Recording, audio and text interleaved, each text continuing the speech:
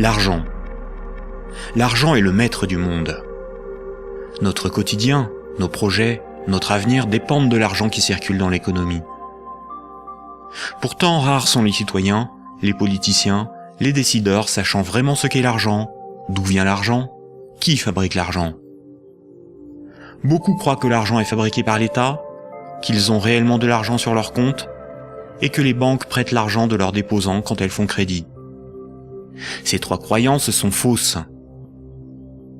La confusion règne au profit d'une finance mondialisée qui, de crise en crise, renforce son pouvoir de domination et détruit lentement nos démocraties, alors même qu'une infime proportion de la population mondiale n'a jamais accumulé autant de richesses. En partant de ce que tout le monde connaît, pas à pas, en employant les termes techniques, en illustrant chaque principe par des exemples simples, ce document vous donne les bases indispensables à la compréhension du système bancaire et monétaire, et met en perspective les crises financières et économiques qui ne cessent de s'aggraver depuis 2008. La monnaie est au cœur de nos économies. Elle en est le fluide qui permet les échanges des biens et des services. Les biens, ce sont les objets physiques qui ont un prix, comme de la nourriture, des outils, de l'immobilier, des objets de la vie courante, des véhicules, de l'électronique. Un service, c'est du temps que l'on consacre à réaliser quelque chose contre une rémunération. Les architectes, les médecins, les garagistes, les peintres, les avocats, les comptables vendent de leur temps, sous la forme de services. Les biens et les services sont achetés avec de la monnaie. Savoir qui crée la monnaie est donc indispensable pour comprendre comment le monde fonctionne. La monnaie prend plusieurs formes, qu'il faut bien distinguer.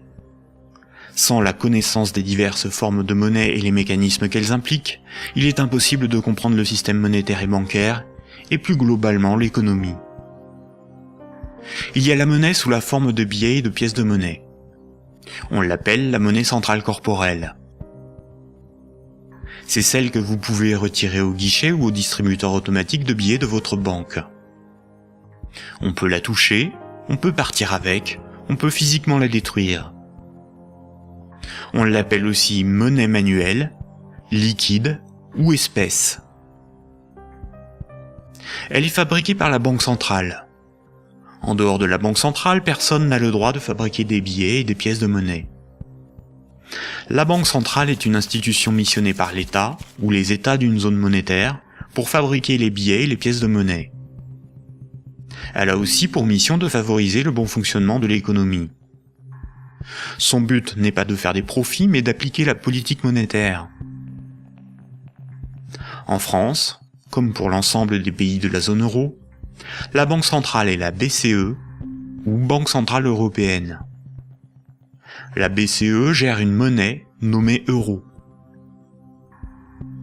Et puis il y a un autre type de monnaie, beaucoup moins connu. C'est la monnaie qui est sur votre compte en banque, appelée monnaie scripturale. Cette monnaie n'existe que sous la forme de chiffres dans les systèmes informatiques de comptabilité des banques commerciales privées. On l'appelle aussi monnaie secondaire. Les banques commerciales privées, appelées aussi banques de second rang ou banques secondaires, sont les banques des particuliers et des entreprises, comme la BNP, le Crédit Agricole ou la Société Générale. Ce sont des entreprises privées dont le but est le profit. Les banques commerciales privées sont les distributeurs des billets et pièces de monnaie.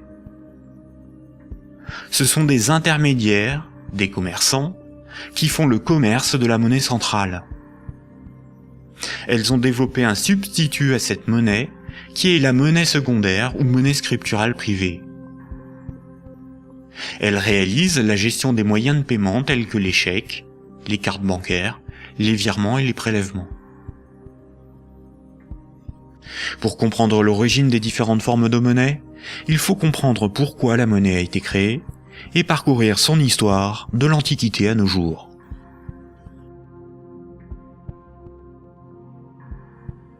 L'histoire de la monnaie s'étale sur des milliers d'années. La plupart des gens pensent que la monnaie remplace le troc. Le troc est le fait d'échanger un bien contre un autre.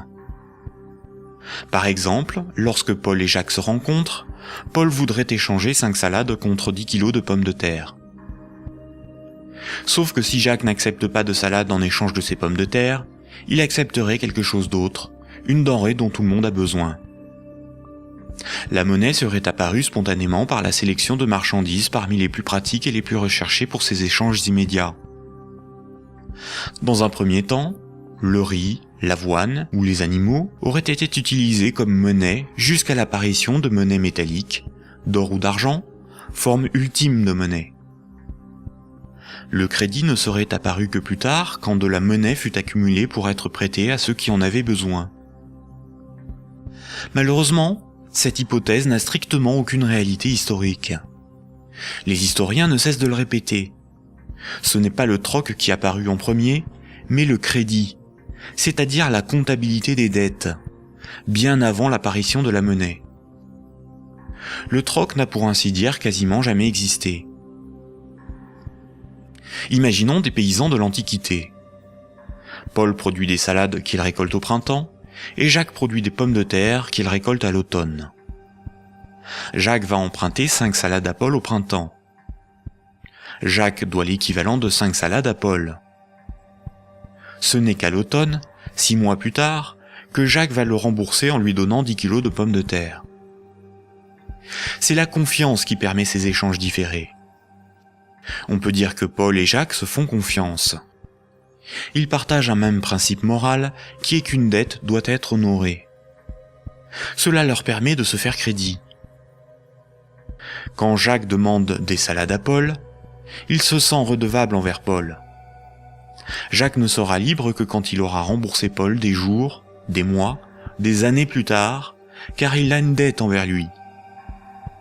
Les hommes pouvaient se prêter des outils, des animaux, s'échanger des biens, mais aussi des services. Au-delà d'un certain volume d'échanges, la parole donnée ne suffit plus à garantir la confiance, il faut consigner par écrit. On invente l'écriture. Alors il faut apprendre à lire, écrire et compter. On invente l'école. Il faut aussi avoir confiance dans la quantité, mesurer ce que l'on échange. On invente les étalons et la métrologie. Enfin, il faut aussi avoir un arbitre en cas de litige. On invente les tribunaux. Les communautés prenaient une unité de compte virtuelle, ou un étalon, pour donner un prix aux biens et aux services qu'ils s'échangeaient.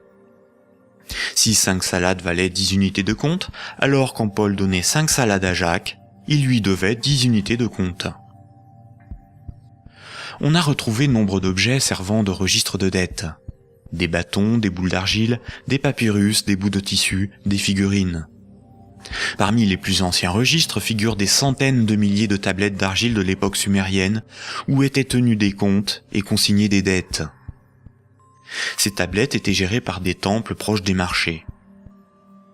Personne ne pouvait empêcher les hommes de se faire crédit.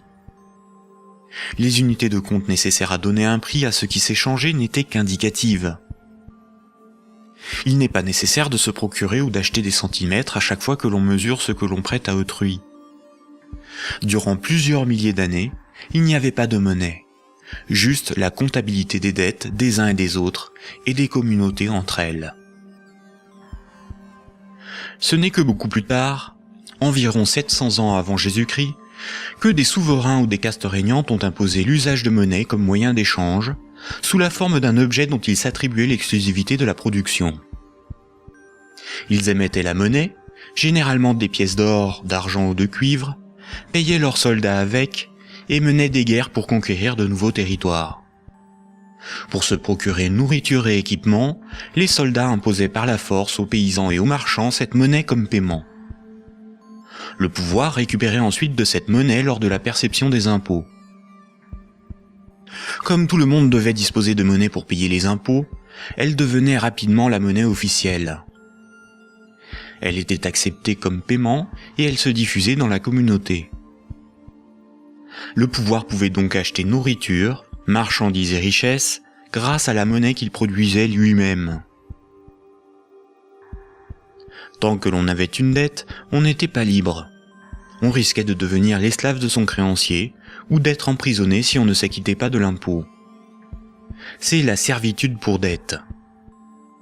Et c'est pour ça qu'une monnaie employable pour payer une dette ou un impôt a un pouvoir libératoire. La monnaie a donc été créée par des castes régnantes, des souverains, pour extorquer une partie de la production des populations, vivre et s'enrichir sans travailler. C'est par ce principe que des empires se sont bâtis. Historiquement, le troc n'était pratiqué que durant les périodes de chaos et de conflits, lorsque la monnaie venait à manquer. Au Moyen Âge, avec le développement du commerce, les métaux précieux comme l'or ou l'argent étaient devenus une monnaie internationale. Il était risqué de posséder et transporter ces métaux précieux. On risquait de se les faire dérober. À partir du XVIIe siècle, les marchands de Londres et de Stockholm commencèrent à confier la garde de leurs métaux précieux aux orfèvres, les négociants en métaux précieux. En échange, les orfèvres leur donnaient un reçu, un certificat de dépôt nominatif qui permettait à son détenteur de récupérer à tout moment son métal précieux. Lors des retraits, les orfèvres demandaient une petite somme pour le service de stockage rendu. Les boutiques des orfèvres devinrent des coffres fort bien gardés. Puis ces certificats sont devenus non nominatifs. Il était simplement inscrit dessus le poids de métal précieux qu'ils représentaient. Les marchands se mirent à se payer non pas en métal précieux, mais avec ces certificats. La monnaie papier était née. Les orfèvres constataient que les marchands laissaient leurs métaux précieux dans leurs coffres. Ils eurent donc l'idée de prêter ces métaux précieux à d'autres marchands pour développer leur commerce. Mais plutôt que de prêter les métaux précieux entreposés dans leurs coffres, les orfèvres émettaient des certificats papier. Quand les marchands remboursaient leurs dettes, ils rendaient les certificats et versaient un intérêt. Les orfèvres se mirent à imprimer bien plus de certificats que de métaux précieux disponibles dans leurs coffres. Cette pratique leur permit de s'enrichir en multipliant les intérêts perçus. Quand les certificats étaient rendus aux orfèvres, ils étaient détruits. Comme le papier monnaie échangeable contre des métaux précieux était accepté par les marchands comme paiement, les orfèvres pouvaient en imprimer pour leurs propres dépenses et achats. Tant que les emprunteurs et déposants ne venaient pas tous au même moment demander l'échange de leurs certificats contre l'équivalent en métal précieux, leur petit tour de magie pour s'enrichir restait secret. Aujourd'hui, les métaux précieux sont remplacés par la monnaie centrale. Avec l'avènement de la République et de la démocratie, c'est l'appareil législatif qui rédige la loi au nom du peuple, et l'État, la nation, fait fabriquer sa propre monnaie par la Banque centrale. La loi dit que tout citoyen est obligé d'accepter non pas des métaux précieux, mais de la monnaie de l'État comme règlement d'une dette. C'est ce qui donne son cours légal à la monnaie de l'État. Cette monnaie est dite fiduciaire, du latin fiducia, qui veut dire confiance. Sa valeur est liée à l'assurance qu'on peut échanger des biens et services avec cette monnaie. Rappelez-vous, quand un marchand déposait des métaux précieux chez l'orfèvre, il lui donnait l'équivalent en certificat de dépôt. Plus tard, le marchand pouvait retourner chez l'orfèvre et récupérer ses métaux précieux contre ses certificats. Aujourd'hui, quand le client d'une banque dépose des billets sur son compte, la banque le crédite.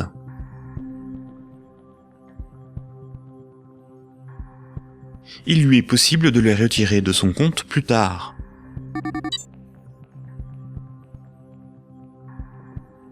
La monnaie secondaire, ou monnaie scripturale privée, est l'équivalent des certificats de dépôt des orfèvres.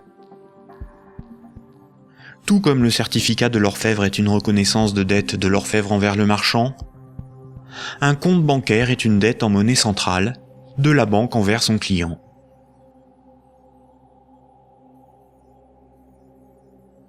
Du temps des orfèvres, quand les marchands se payaient en métaux précieux, c'est comme lorsqu'aujourd'hui, on paie les commerçants avec de la monnaie centrale, des billets de banque. Ensuite, quand les marchands se payaient avec des certificats de dépôt de l'orfèvre, c'est comme lorsqu'aujourd'hui, on paie un commerçant par un transfert de monnaie scripturale de notre compte bancaire à celui du commerçant.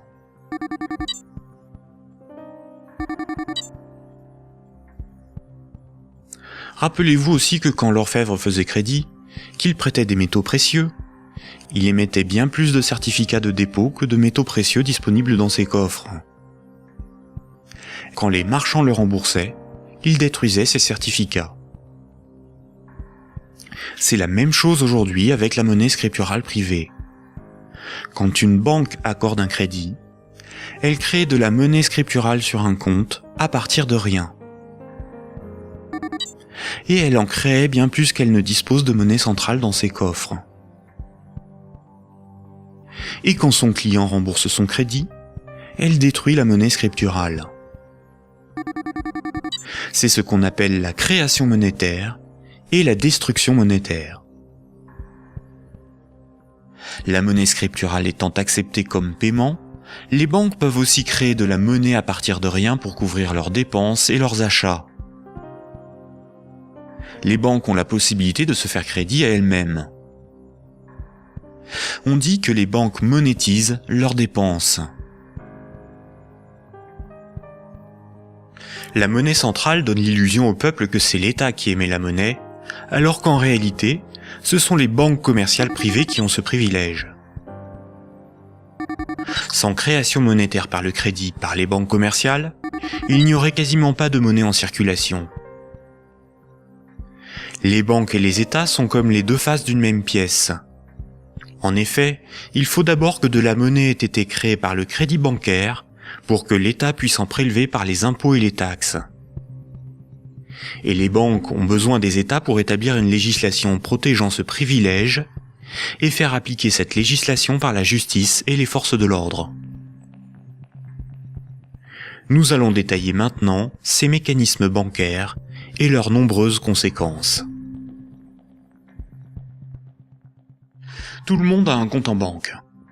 C'est plus sûr et c'est plus simple que d'avoir chez soi une caisse remplie de billets de banque. Beaucoup de gens s'imaginent qu'un compte en banque est une boîte dans laquelle sont rangés des billets de banque. En réalité, la banque a une réserve unique de billets de banque et les comptes en banque n'ont aucune réalité physique. Ce sont juste des chiffres dans la comptabilité de la banque commerciale, ce sont des unités de compte. Lorsque vous allez au distributeur de billets, votre banque prend dans son stock de billets le montant que vous voulez retirer sur votre compte et vous les donne. Elle retranche ce montant à votre compte. Ainsi, vous avez le sentiment de prendre des billets sur votre compte en banque, alors qu'en réalité, la banque convertit des chiffres en monnaie centrale corporelle, c'est-à-dire en billets de banque, la monnaie de l'État. À l'inverse, quand vous déposez des billets sur votre compte, la banque les prend et les met dans son stock de billets et augmente le chiffre de votre compte.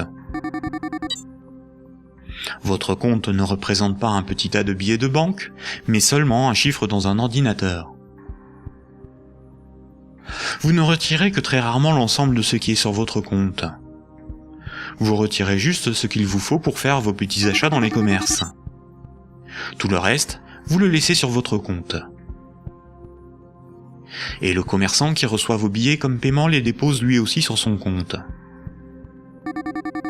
De ce fait, tout le monde a plus d'unités de compte sous la forme d'un chiffre dans la comptabilité d'une banque privée que de billets de banque dans ses poches ou chez lui.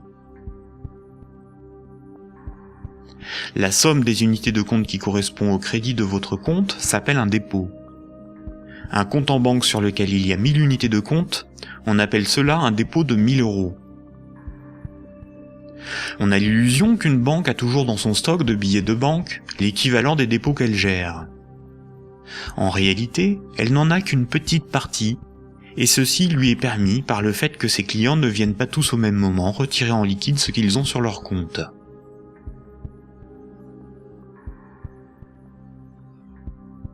En Europe, la monnaie centrale est la monnaie qui a cours légal.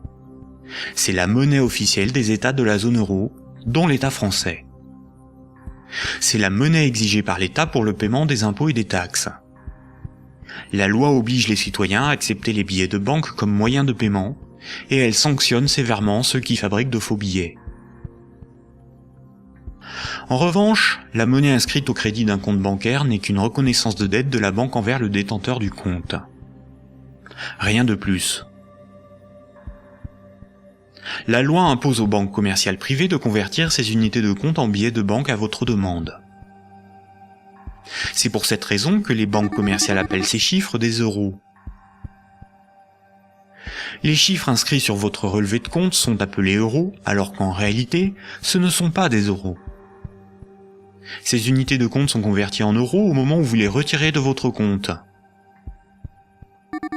Votre banque vous doit bien des euros, et c'est pour cette raison qu'il est marqué euros sur votre relevé de compte. Ces unités de compte sont tolérées par la loi comme moyen de paiement. Quand vous payez au moyen d'un chèque bancaire, d'une carte bleue ou d'un virement, vous réalisez un simple transfert d'un chiffre de votre compte à un autre. Tout ce qui sert de moyen de paiement est une monnaie. C'est pour cette raison que ces unités de compte sont appelées monnaie scripturale, monnaie secondaire ou monnaie scripturale privée. On peut dire que chaque banque a sa propre monnaie, car chaque banque a sa propre comptabilité, gère ses propres chiffres, ses propres unités de compte. Toutes les monnaies privées sont convertibles en monnaie centrale corporelle. Elles ont toutes la même valeur. Mais la monnaie scripturale d'une banque commerciale privée n'est garantie que par la banque elle-même. Une banque commerciale étant une entreprise comme une autre, elle peut faire faillite. Si elle fait faillite, elle ne peut plus garantir sa monnaie privée, et par conséquent les montants des comptes bancaires de ses clients. Les unités de compte sur les comptes bancaires peuvent tout simplement disparaître. Imaginons que vous ayez 10 000 € en billets de banque, c'est-à-dire en monnaie centrale corporelle, en monnaie de l'État. Vous avez confiance dans sa valeur, car vous avez confiance en l'État. Vous prenez ces 10 000 € et vous les déposez sur un compte au Crédit Agricole. En réalité, vous donnez cet argent à la banque qui les met dans son petit stock de billets et crédite votre compte. Le chiffre sur votre compte n'est qu'une reconnaissance de dette de 10 000 €. Ce sont des unités de compte privées, car la banque est maintenant propriétaire des 10 000 € que vous lui avez donnés, et qu'elle va probablement mettre dans un distributeur de billets pour que d'autres clients puissent retirer du liquide. La loi dit simplement qu'à votre demande, à tout moment, la banque est tenue de convertir les 10 000 unités de compte en billets de banque. Et ce que vous ne savez pas, c'est que la banque n'a qu'une petite partie des montants des comptes de ses clients sous la forme de billets de banque. Gardez à l'esprit que moins de 7% de la totalité de la monnaie en circulation est sous la forme de billets et de pièces de monnaie qui ont cours légal. Ce que vous avez sur votre compte, ce n'est qu'une promesse de remboursement en euros, et non de véritables euros.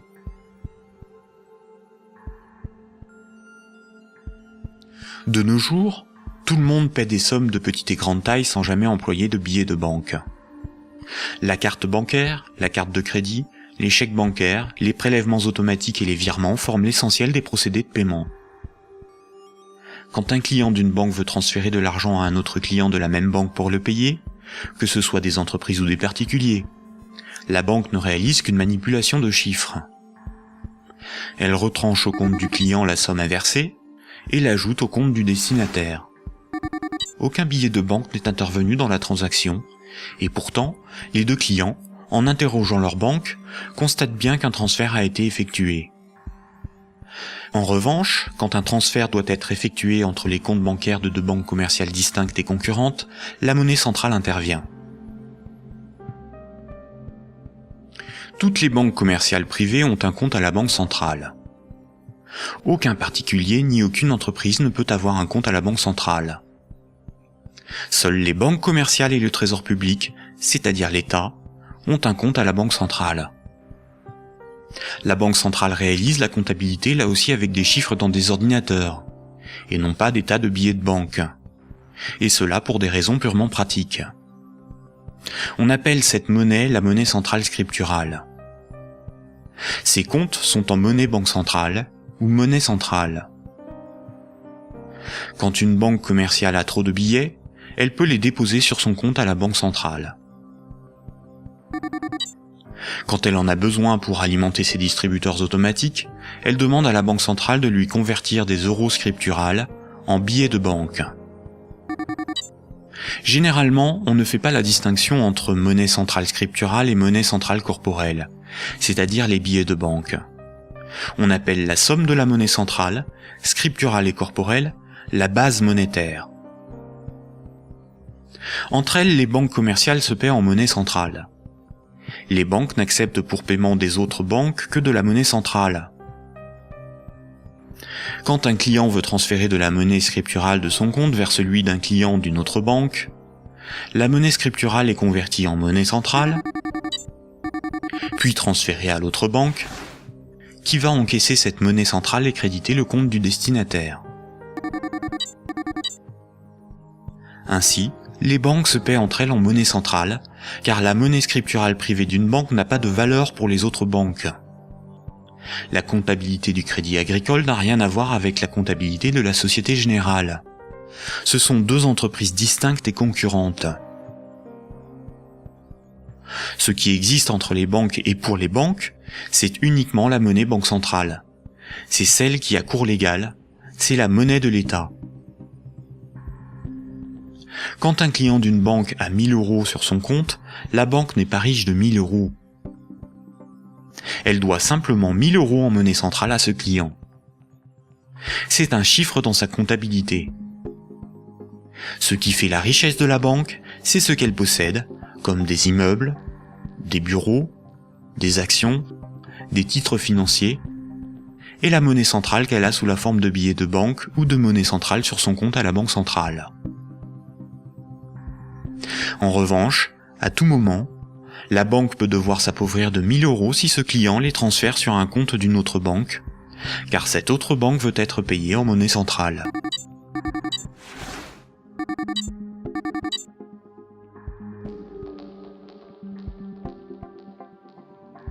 Les banques ne réalisent pas leur paiement en banque centrale à chaque fois qu'un transfert est réalisé.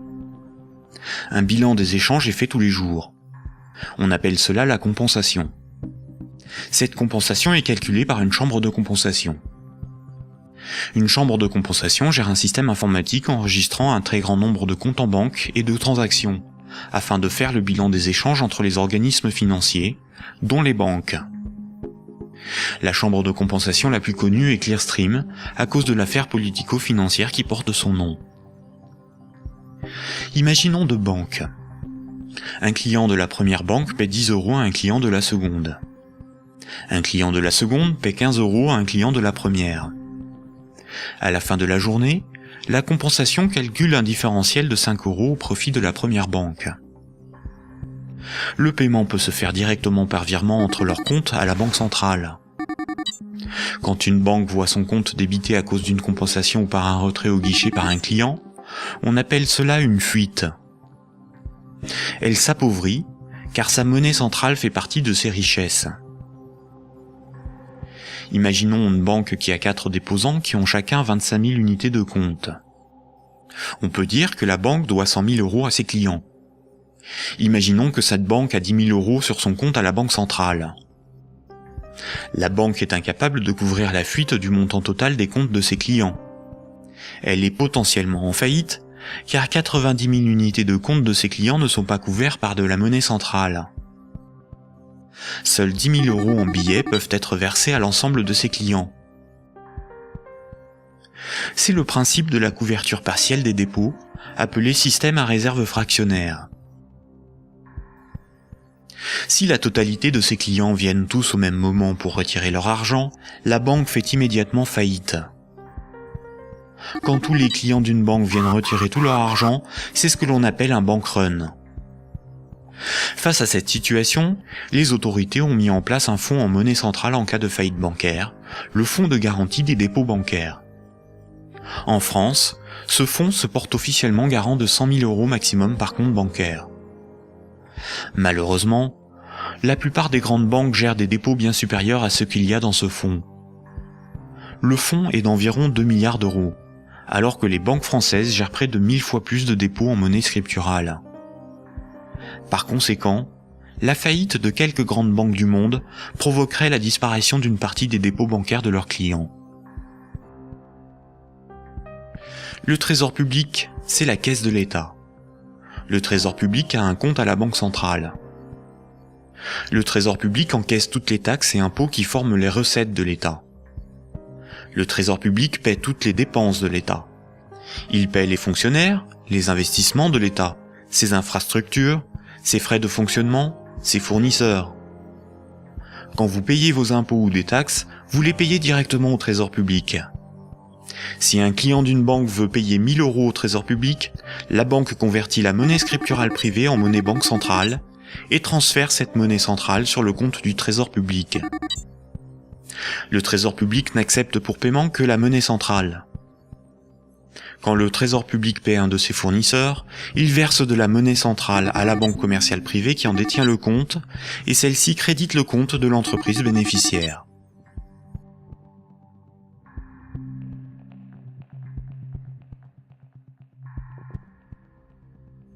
Récapitulons. Le système monétaire est basé sur 2 espaces monétaires distincts et isolés. L'espace de la monnaie centrale et l'espace de la monnaie scripturale privée. La monnaie centrale, c'est la monnaie de l'État. La monnaie centrale sert aux banques et au Trésor public pour se payer. La monnaie scripturale privée, ou monnaie secondaire, c'est la monnaie gérée par les banques commerciales privées. Les particuliers et les entreprises utilisent principalement cette monnaie. Quand un citoyen reçoit son salaire, c'est par transfert de monnaie scripturale privée. Sur son relevé de compte, il voit marqué euros, alors que ces euros n'existent pas. Le chiffre au crédit de son compte est une promesse de remboursement en euros. Or, si une banque fait faillite, elle ne peut plus honorer sa promesse vis-à-vis de ses clients. En France, les 2 premières banques gèrent plus de la moitié des dépôts bancaires. Aucun gouvernement ne permettra à une grande banque de faire faillite, car des millions de citoyens et d'entreprises perdraient une partie de leur argent. Ce serait une catastrophe sociale que l'ensemble de la société devrait compenser par l'appauvrissement général de la population. Toute entreprise peut faire faillite si elle est mal gérée, même les plus importantes. Mais cette règle ne s'applique pas aux grandes banques. Les gouvernements les sauvent en taxant l'ensemble des citoyens si nécessaire. Voici ce qu'en pense Frédéric Lordon, économiste, directeur de recherche au CNRS et chercheur au Centre de sociologie européenne. Frédéric Lordon, vous êtes plus radical ? J'en ai peur. C'est-à-dire, il me semble que derrière toutes les argumentations techniques du monde, il y a une question préjudicielle qui est une question de principe. Alors je voudrais repartir des sauvetages de 2008-2009, parce qu'il me semble que celui qui se profile va avoir à peu près les mêmes propriétés. À propos de ces sauvetages bancaires, on peut dire non contradictoirement 2 choses. La première, c'est qu'ils étaient une nécessité impérieuse, et je dirais même vitale. Et la deuxième, c'est que cependant, ils ont été des scandales sans nom. Des scandales sans nom. Alors pourquoi ça a été un scandale? Les gens le savent, alors ils sont un peu plus qu'échauffés, je vous assure. On a sauvé les banques, on a sauvé la finance sans la moindre contrepartie, pas le plus petit commencement de réglementation de l'activité financière ou de transformation des structures bancaires. Donc, si vous me passez l'expression, le corps social en a gros. Mais pour autant, il était une nécessité impérieuse de les sauver, pour une raison extrêmement simple, c'est que il faut que les gens essayent de se figurer l'ampleur des dévastations économiques et sociales qui suivent de la matérialisation d'un risque systémique. C'est dans le cadre de cette hypothèse que je me situe. On pourra peut-être y revenir tout à l'heure. C'est-à-dire l'effondrement total de toutes les banques. Les transactions les plus élémentaires deviennent impossibles. Je veux dire, aller acheter son pain à la boulangerie, ça marche plus. Tout simplement parce que retirer de l'argent au distributeur à billets, ça marche pas. Faire un chèque, ça marche pas. Une carte bleue, ça marche pas. Vous avez les piécettes dans la poche, ça vous mène pas loin. Vous tenez 4-5 jours en forçant plutôt sur les patates. Et après, c'est retour au jardin potager pour ceux qui en ont un, et pour les autres, c'est retour vers l'état de nature économique. Ce que vous décrivez là, ça semble une catastrophe. Oui, c'est la catastrophe ultime si les banques ne sont pas sauvées et qu'elles tombent toutes ensemble. Ça pourrait se produire d'après vous, ça? Alors pour moi, La Grèce, oui. si vous voulez, c'est un événement qui est de l'ordre de l'impensable. C'est-à-dire, c'est un chaos social d'une telle ampleur qu'il me semble inconcevable que les États se désintéressent de la chose. Par conséquent, ils sont forcés de venir au secours de la finance, qu'ils le veuillent ou non. Et c'est exactement là que se noue le drame, si vous voulez. C'est dans cette articulation entre la nécessité impérieuse d'une part et le scandale de l'autre. Le corps social est forcé, par pouvoir public interposé, de venir au secours des banques, car si les banques calanchent, c'est le corps social qui calanche dans la semaine qui suit. Et forcément, les intérêts matériels de la population sont si intimement liés à la structure bancaire qu'il est impossible de la laisser crever. Et vous voyez donc là où est le problème, c'est que de par leur position très particulière dans la structure sociale du capitalisme, les banques sont les dépositaires de fait de deux biens publics vitaux pour une société marchande. Vitaux. Le premier, c'est les encaisses monétaires de la population, les dépôts, les épargnes. Je veux dire, si toutes les banques tombent, ceci s'évapore dans l'instant. Et c'est pas la peine de se gargariser avec le fonds de garantie des dépôts. Hein. Ça va si une banque ou deux tombe. Si la totalité s'écroule, le fonds saute comme un bouchon de champagne. Et le deuxième bien public vital, c'est l'intégrité du système des paiements. Et c'est parce que les banques ont capté ces biens publics qu'elles peuvent contraindre l'État, les corps sociaux à leur venir en aide. C'est quoi l'intégrité du système des paiements, c'est le fait que les banques sont les teneurs de compte, qu'elles les mouvementent, qu'elles les débitent, qu'elles les créditent, donc elles sont les opératrices. Absolument. C'est pas qu'elles les garantissent, c'est qu'elles opèrent très concrètement et très basiquement les transactions élémentaires. La gestion des moyens de paiement. Exactement. Bon, alors, si vous voulez, là, il y a une situation de fait que les économistes appellent dans leur langage pluriel et amoral, mais dont le vrai nom est prise d'otage. Et celle-là, elle est colossale. Si vous voulez, chaque fois qu'il y a un mouvement social dans les transports ou le ramassage des ordures, on vous bassine avec la prise d'otage des syndicats. Mais ça, c'est une prise d'otage, mais cosmique. C'est énorme. Personne n'en parle jamais. Donc, la question de principe est la suivante. Derrière la question du sauvetage des banques et derrière la question des banques tout court, le corps social doit se poser la question de savoir s'il continue de tolérer que ces biens publics vitaux soient ainsi remis à des intérêts privés, et spécialement à des intérêts privés aussi mal éclairés que ceux de la finance, quand elle est mouillée jusqu'aux sourcils dans les marchés de capitaux. Bon, je trouve que poser la question, c'est y répondre. Et si on ne répond pas non, cette obligation de venir à la rescousse des banques se reposera éternellement. D'où ma conclusion. Il faut envisager la déprivatisation intégrale du secteur bancaire. La nationalisation. Alors, la nationalisation...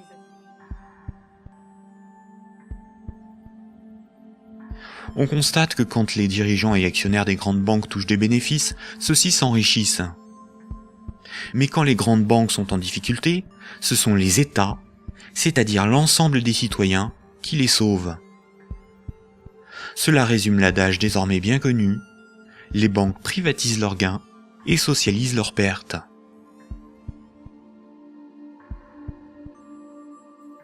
Pour bien comprendre le mécanisme de création monétaire, nous devons savoir ce qu'est un actif. Imaginons que Paul possède une moto, des vêtements, une télévision, un ordinateur et 200 € sur lui en billets de banque. Tout ceci représente ses actifs, car les actifs, c'est ce que l'on possède.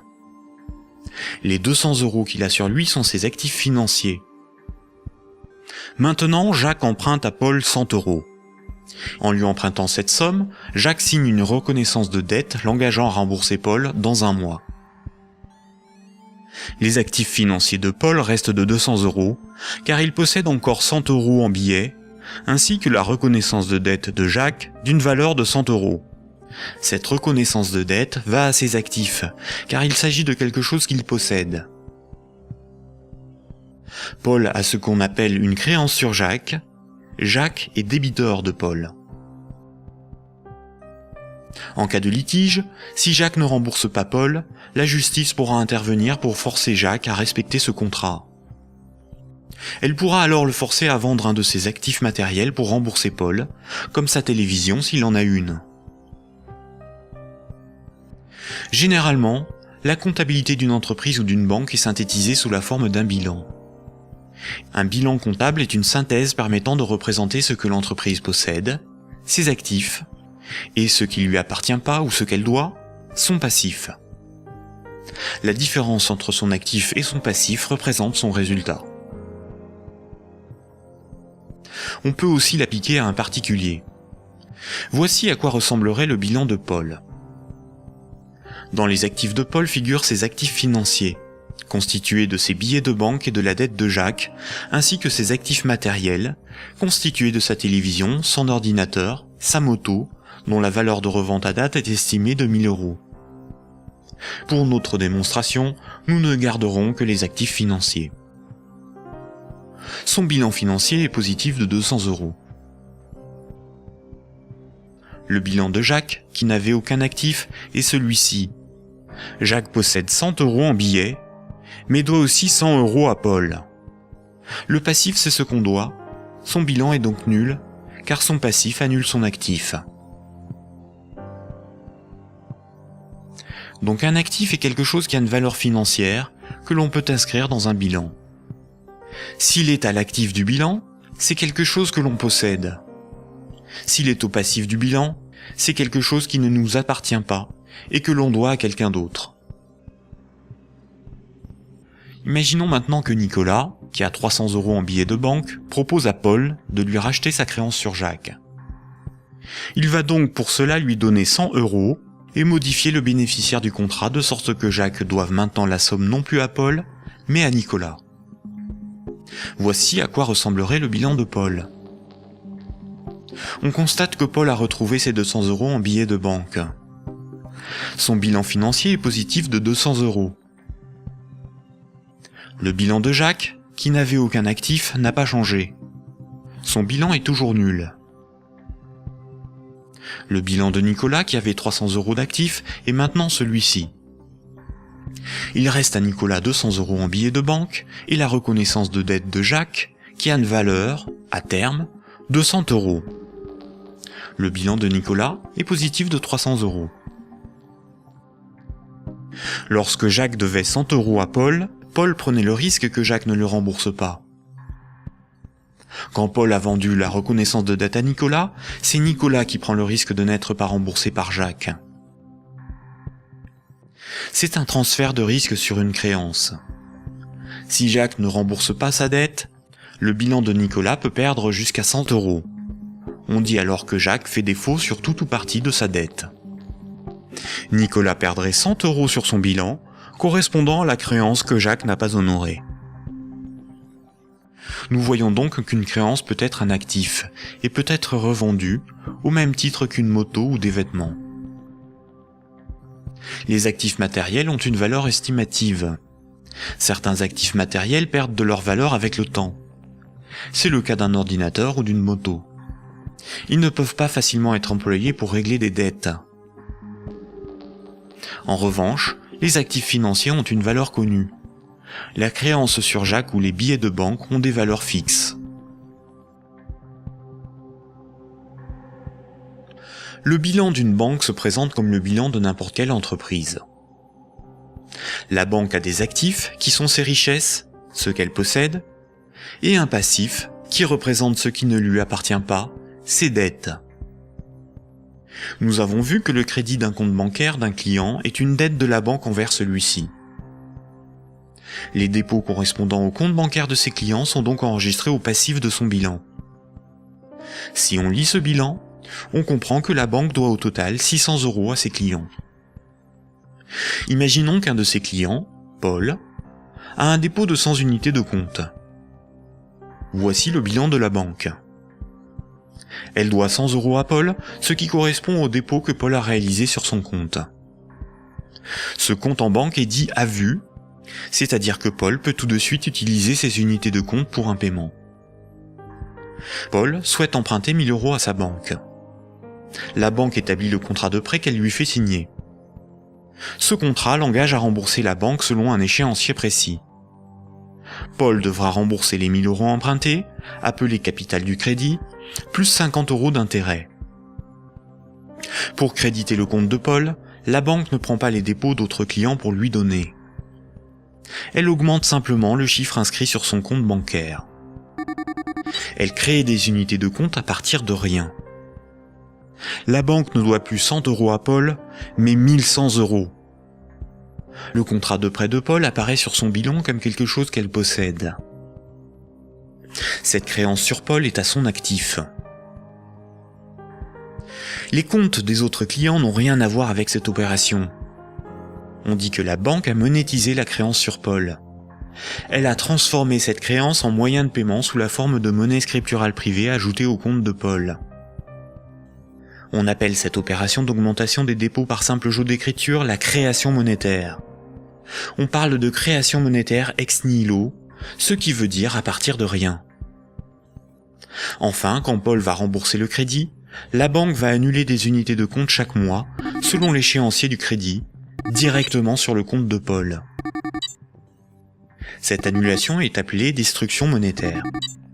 Elle diminue la somme qu'elle lui doit. Simultanément, dans son bilan, la somme restant à rembourser diminue aussi. La banque prend le risque que Paul n'arrive pas à rembourser le crédit, qu'il soit insolvable. C'est le risque de faire crédit ou risque de contrepartie.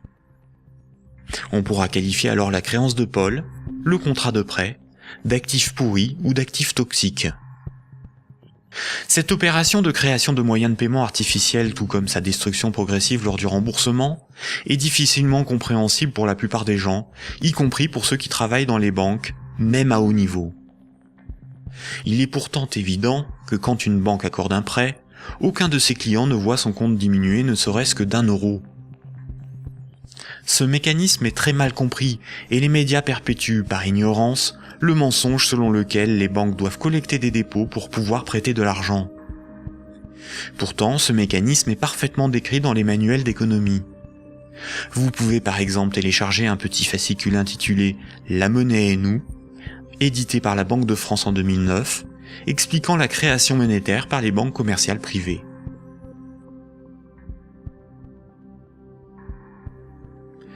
La création et la destruction monétaire peuvent être résumées par une simple phrase. Ce sont les crédits qui font les dépôts, et non les dépôts qui font les crédits. Cette phrase permet de se rappeler que la totalité de la monnaie en circulation sur nos comptes en banque ou dans nos poches est créée par le crédit bancaire. Quand une banque accorde un crédit à un de ses clients, elle crée de la monnaie scripturale privée en augmentant le solde du compte de celui-ci. Elle ne crée pas des euros, mais des unités de compte convertibles en euros. Plus il y a de crédits accordés par les banques, plus il y a de dépôts, de billets et de pièces de monnaie. La totalité de la monnaie en circulation dans l'économie représente ce qu'il reste à rembourser des crédits contractés. Quand Paul achète une automobile à crédit, il paie tout de suite le vendeur avec la monnaie créée. 2 jours plus tard, le vendeur achète une télévision, des livres et un ordinateur.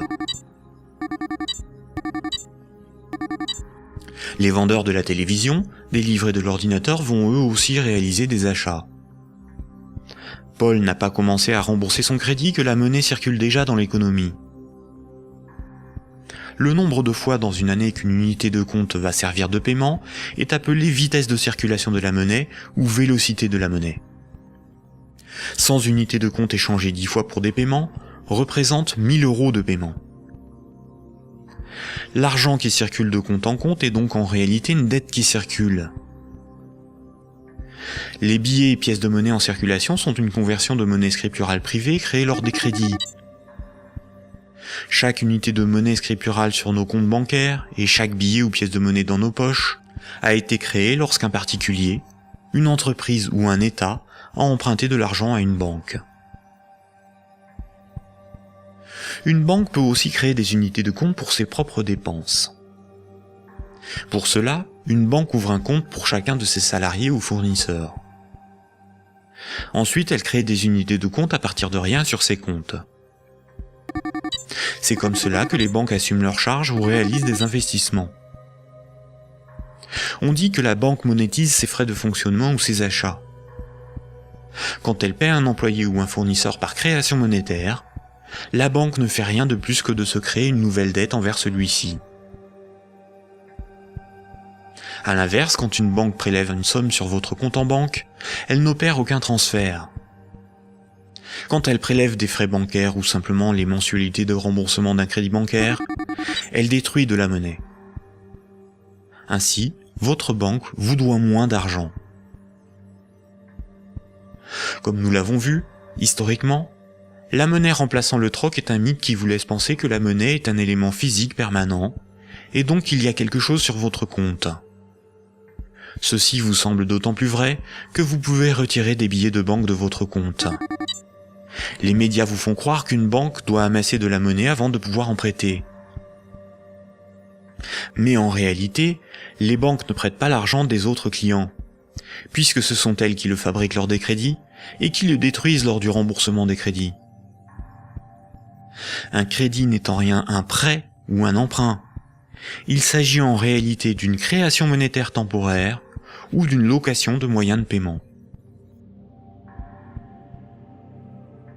Récapitulons. La monnaie scripturale privée est créée par les crédits, à partir de rien. Cette monnaie est détruite lors du remboursement des crédits. Ceci sous-entend une création-destruction simultanée et concurrente qui détermine une masse de monnaie scripturale privée en circulation, que l'on appelle masse monétaire. C'est similaire à la population d'un pays qui varie en fonction des décès et des naissances.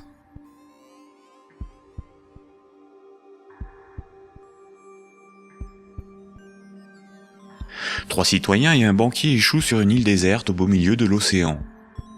Ils s'organisent et décident de créer leur propre monnaie, qu'ils appellent euro. Le banquier fonde l'unique banque commerciale privée de l'île. Comme cette banque est nouvelle, les trois citoyens n'ont rien sur leur compte. Ils ne peuvent pas s'échanger et se vendre ce qu'ils produisent. Ils ont bien des marchandises à se vendre, mais aucune monnaie pour les payer. Pour disposer de moyens de paiement, chaque citoyen va faire un crédit de 10 €, remboursable en 11 mois. Chaque citoyen devra rembourser 10 € de capital, plus 1 € d'intérêt. Lorsque le banquier leur accorde le crédit, il crée 10 € à partir de rien sur chaque compte. Le premier mois, la masse monétaire est de 30 €. Les citoyens disposent de monnaie pour s'échanger ce qu'ils produisent. À la fin du premier mois, les citoyens commencent à rembourser leur crédit. Le banquier prélève 1 € d'intérêt, qu'il utilise pour acheter des marchandises aux citoyens. La masse monétaire reste de 30 €. À l'issue du deuxième mois, le banquier efface 1 € du compte de chaque citoyen. Il reste 27 € en circulation. À l'issue du troisième mois, le banquier efface à nouveau 1 € du compte de chaque citoyen. Il reste 24 € en circulation. De mois en mois, la situation devient un peu plus compliquée, car la masse monétaire ne cesse de baisser. Les citoyens se retrouvent en concurrence pour capter l'argent.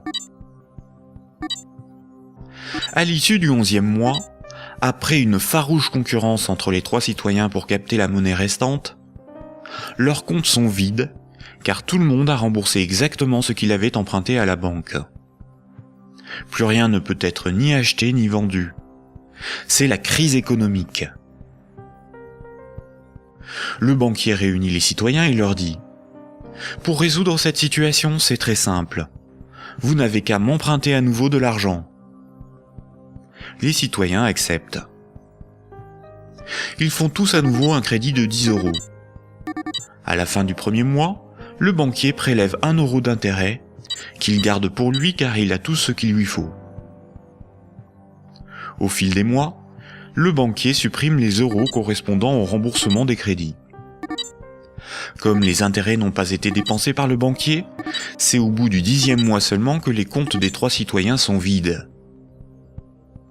Il n'y a plus de monnaie en circulation, et pourtant il manque 3 € pour rembourser la totalité de leur crédit. Le banquier réunit les citoyens et leur dit « Il y a une manière très simple de repousser le moment où vous serez à zéro sur vos comptes. Vous n'avez qu'à m'emprunter régulièrement de l'argent, bien avant que la masse monétaire ne baisse trop et que l'économie ne s'arrête. Et pour compenser les intérêts que je ne dépense pas, il vous suffit de m'emprunter à chaque fois quelques euros de plus. » Les citoyens acceptent. Désormais, ils sont en permanence endettés, sinon la monnaie disparaît et l'économie s'arrête. Ils appellent cela la croissance. Mais comme ils sont endettés, ils se mettent à produire toujours plus pour rembourser le banquier, bien au-delà de leurs besoins réels. Ils ne produisent pas pour avoir de quoi se vêtir, se nourrir ou se loger. Ils produisent pour avoir l'argent nécessaire pour rembourser leur crédit. L'argent est devenu le moteur de leur vie, et non ce dont ils ont besoin pour vivre. Ce système permet au banquier de ne rien produire. Il passe son temps à gérer ses comptes, à créer de la monnaie puis à la détruire. Avec la monnaie qu'il fabrique, il achète ce dont il a besoin aux citoyens. Rapidement, les ressources naturelles de l'île viennent à manquer. Il n'y a plus de bois, plus de gibier, plus d'eau, plus de terre pour produire toujours plus. La croissance a épuisé les ressources naturelles et détruit l'environnement. Cette petite histoire met en valeur de réalités tout à fait surprenantes. D'une part, les sommes dues aux banques sont globalement supérieures aux sommes disponibles pour les rembourser. D'autre part, si tout le monde remboursait ses dettes, il n'y aurait quasiment plus de monnaie en circulation dans le monde. Tous les comptes seraient vides, tous les billets et pièces de monnaie disparaîtraient. Le système monétaire fonctionne comme un système pyramidal. Pour payer les crédits en cours de remboursement, il faut que de nouveaux crédits soient accordés. Sinon, la monnaie se raréfie et certains emprunteurs sont dans l'incapacité de rembourser leurs crédits.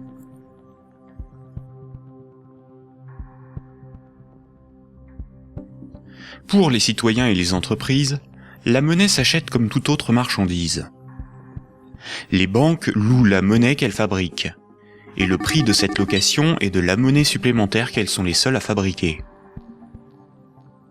Observons l'évolution de la masse monétaire dans la zone euro. Ce qui apparaît tout de suite, c'est son évolution exponentielle. La masse monétaire est composée de ce qu'on appelle des agrégats monétaires, nommés M1, M2 et M3. En orange, c'est la monnaie circulante. C'est la monnaie qui est sur les comptes à vue, utilisée pour des paiements, ainsi que la monnaie sous la forme de billets et de pièces de monnaie. Les comptes à vue servent à l'économie réelle. C'est là que sont versés les salaires, réalisés les paiements avec les cartes bancaires, les chèques, les virements, pour les échanges de biens et de services. C'est la monnaie qui sert l'économie réelle. En vert, ce sont les dépôts dits à terme, ou comptes à terme. Ce sont des comptes d'épargne rémunérés, des comptes à préavis, des livrets comme le livret A, certains placements financiers, où une partie de la monnaie scripturale est bloquée par les particuliers pour un certain temps. C'est de l'argent qui fait un peu d'argent. En violet, ce sont les placements à long terme, plutôt destinés aux entreprises. Les comptes à terme et les placements bloquent la monnaie. Cette monnaie n'est plus disponible pour réaliser des paiements, elle ne sert plus l'économie réelle. La masse de la monnaie qui circule, en orange, diminue quand les crédits sont remboursés par destruction monétaire. Elle diminue aussi quand de la monnaie est épargnée et passe d'un compte à vue à un compte à terme rémunéré, ou qu'elle est bloquée dans des placements à long terme. Par ailleurs, les banques ou des organismes spécialisés comme Sofinco ou CTLM proposent de prêter de la monnaie scripturale privée existante contre intérêt. Ce sont de véritables prêts de dépôt bancaire, sans création monétaire. Ils représentent environ 40% des prêts de monnaie. L'industrie financière permet ainsi à de riches épargnants de ne plus travailler du tout. Ces épargnants peuvent ponctionner sur la masse monétaire circulante de la monnaie que les moins riches et les entreprises produisent par le crédit. Leur capital augmente progressivement en capturant de la monnaie créée par le crédit. La baisse de la masse monétaire circulante oblige les particuliers et les entreprises à emprunter perpétuellement pour la compenser. Quand un client d'une banque obtient un crédit, la nouvelle monnaie se retrouve sur un compte à vue. Elle est dépensée pour des achats et va voyager de compte en compte au fil des paiements, jusqu'au moment où elle servira au remboursement d'un crédit et sera détruite. Si la destruction monétaire est plus importante que la création monétaire, il s'ensuit une contraction de la masse monétaire. L'économie est en danger. La consommation baisse, cela provoque des faillites, certains doivent vendre de leurs richesses pour se procurer de l'argent, et il devient plus difficile de rembourser les crédits. Et si les emprunteurs n'arrivent plus à rembourser leurs crédits, ce sont les banques qui se retrouvent en difficulté. Les économistes et les politiciens sont condamnés à appeler de leur vœu la relance de la consommation pour assurer une demande de crédit perpétuelle. Car sans crédit, la monnaie disparaît. Rappelez-vous, tous les jours, la compensation calcule ce que les banques commerciales privées se doivent. Les banques règlent leurs dettes en monnaie centrale. Quand une banque se procure de la monnaie centrale, on appelle cela le refinancement. Elles ont plusieurs possibilités. Elles peuvent demander à la banque centrale un crédit en monnaie centrale. Pour cela, elles déposent des titres financiers en garantie, par exemple des obligations d'État, et la banque centrale crédite leurs comptes. C'est à ce moment-là que la monnaie centrale est créée. Le taux d'intérêt qu'applique la banque centrale lors de ces crédits est appelé taux directeur. Cette monnaie centrale peut être convertie en billets de banque. Mais la plupart du temps, les banques commerciales privées se prêtent entre elles de la monnaie centrale ou se font crédit. Elles peuvent pour cela se faire confiance ou se donner là aussi des titres financiers comme garantie. C'est ce qu'on appelle le marché interbancaire. Comme toutes les banques se font crédit, se prêtent de la monnaie centrale ou des titres financiers, cela fait qu'elles sont toutes liées les unes aux autres. Si une grande banque fait faillite et qu'elle ne rembourse pas ce qu'elle avait emprunté aux autres banques, ce sont toutes les autres banques qui font faillite par effet domino. En 2008, les dérives du système financier ont provoqué une crise de liquidité dans le système bancaire. La crise de liquidité fait que les banques n'arrivent plus à régler leurs dettes, à se procurer de la monnaie centrale ou à se faire crédit. Les banques ont alors cessé d'accorder des crédits. L'évolution normale de la masse monétaire aurait dû être celle-ci. Malheureusement, la crise bancaire a stoppé la progression de la masse monétaire et s'est transformée en crise économique. Les États ont dû sauver les banques de la faillite. Mais le véritable coût de la crise financière est l'explosion de la dette des États pour éviter une aggravation de la crise, des milliers de faillites d'entreprises, des millions de nouveaux chômeurs. À l'avenir, une partie des dépôts bancaires pourrait être supprimée pour sauver les banques. Ainsi, les banques doivent moins d'argent à leurs clients, ce qui équilibre leur bilan. C'est ce qui s'est passé à Chypre en 2013. À partir de 2009, certaines banques centrales ont créé et donné des milliards en monnaie centrale aux banques commerciales pour faciliter le règlement de leurs dettes et ainsi leur éviter la faillite et relancer le crédit. C'est ce qu'on appelle des politiques d'assouplissement quantitatif ou quantitative easing. Cette monnaie centrale nouvelle pourrait être représentée sur ce graphique en tant que M0, appelée aussi base monétaire. Plutôt que d'accorder des crédits aux entreprises et aux particuliers avec une rentabilité incertaine, les banques commerciales privées ont utilisé cette monnaie centrale pour spéculer et acheter de la dette souveraine. Ainsi, d'une manière totalement artificielle, les bourses n'ont cessé de monter, la finance de s'enrichir et les États de s'endetter. Puisque pour rembourser les crédits passés, il faut que de nouveaux crédits soient accordés, on comprend mieux pourquoi les politiques d'austérité et de désendettement sont un suicide économique. Le crédit permet aux particuliers et aux entreprises d'acquérir des biens réels et à l'économie de se développer. La masse monétaire augmente. Une politique d'austérité provoque une contraction de la masse monétaire, condamnant à la faillite certains emprunteurs, qu'ils soient des particuliers, des entreprises ou des États. Les banques de ces emprunteurs peuvent saisir leurs maisons, leurs machines, leurs stocks. Les États doivent privatiser les services publics pour rembourser les marchés financiers. La baisse de la masse monétaire provoque la rareté de la monnaie, et cette rareté provoque in fine des transferts de richesses réelles des débiteurs vers la minorité des créanciers, notamment les banques. C'est similaire au processus organisé par l'Occident vis-à-vis des pays en voie de développement. On endette ces pays pour qu'ils nous achètent des infrastructures, des machines, des moyens de production, via des prêts du FMI et de la Banque mondiale. Incapables de rembourser les crédits, leur faillite permet de saisir les ressources naturelles ou même ceux qu'ils ont achetés grâce à ces crédits. Le PIB d'un pays, c'est approximativement la somme des revenus dans ce pays en une année.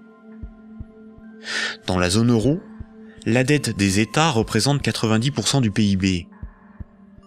Et les dettes du secteur privé représentent 160% du PIB. En d'autres termes, pour rembourser toutes les dettes, il nous faudrait travailler 2 ans et demi en donnant tous nos revenus aux banques et aux marchés financiers. Or, si on remboursait toutes nos dettes, il n'y aurait plus de monnaie en circulation. Ce système pyramidal de dette n'est viable que dans un équilibre précaire, car la capacité des emprunteurs à rembourser leurs crédits dépend de la capacité d'autres emprunteurs à contracter de nouveaux crédits.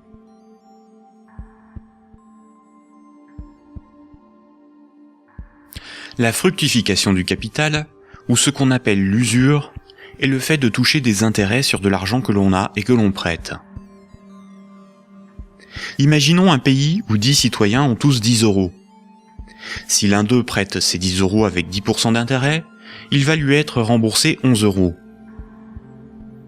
S'il le fait 10 fois, les autres citoyens de ce pays auront perdu chacun 1 euro.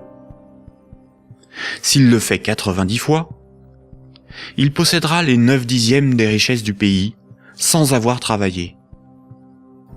C'est son capital qui travaille, pas lui. C'est déjà une situation moralement difficile à justifier.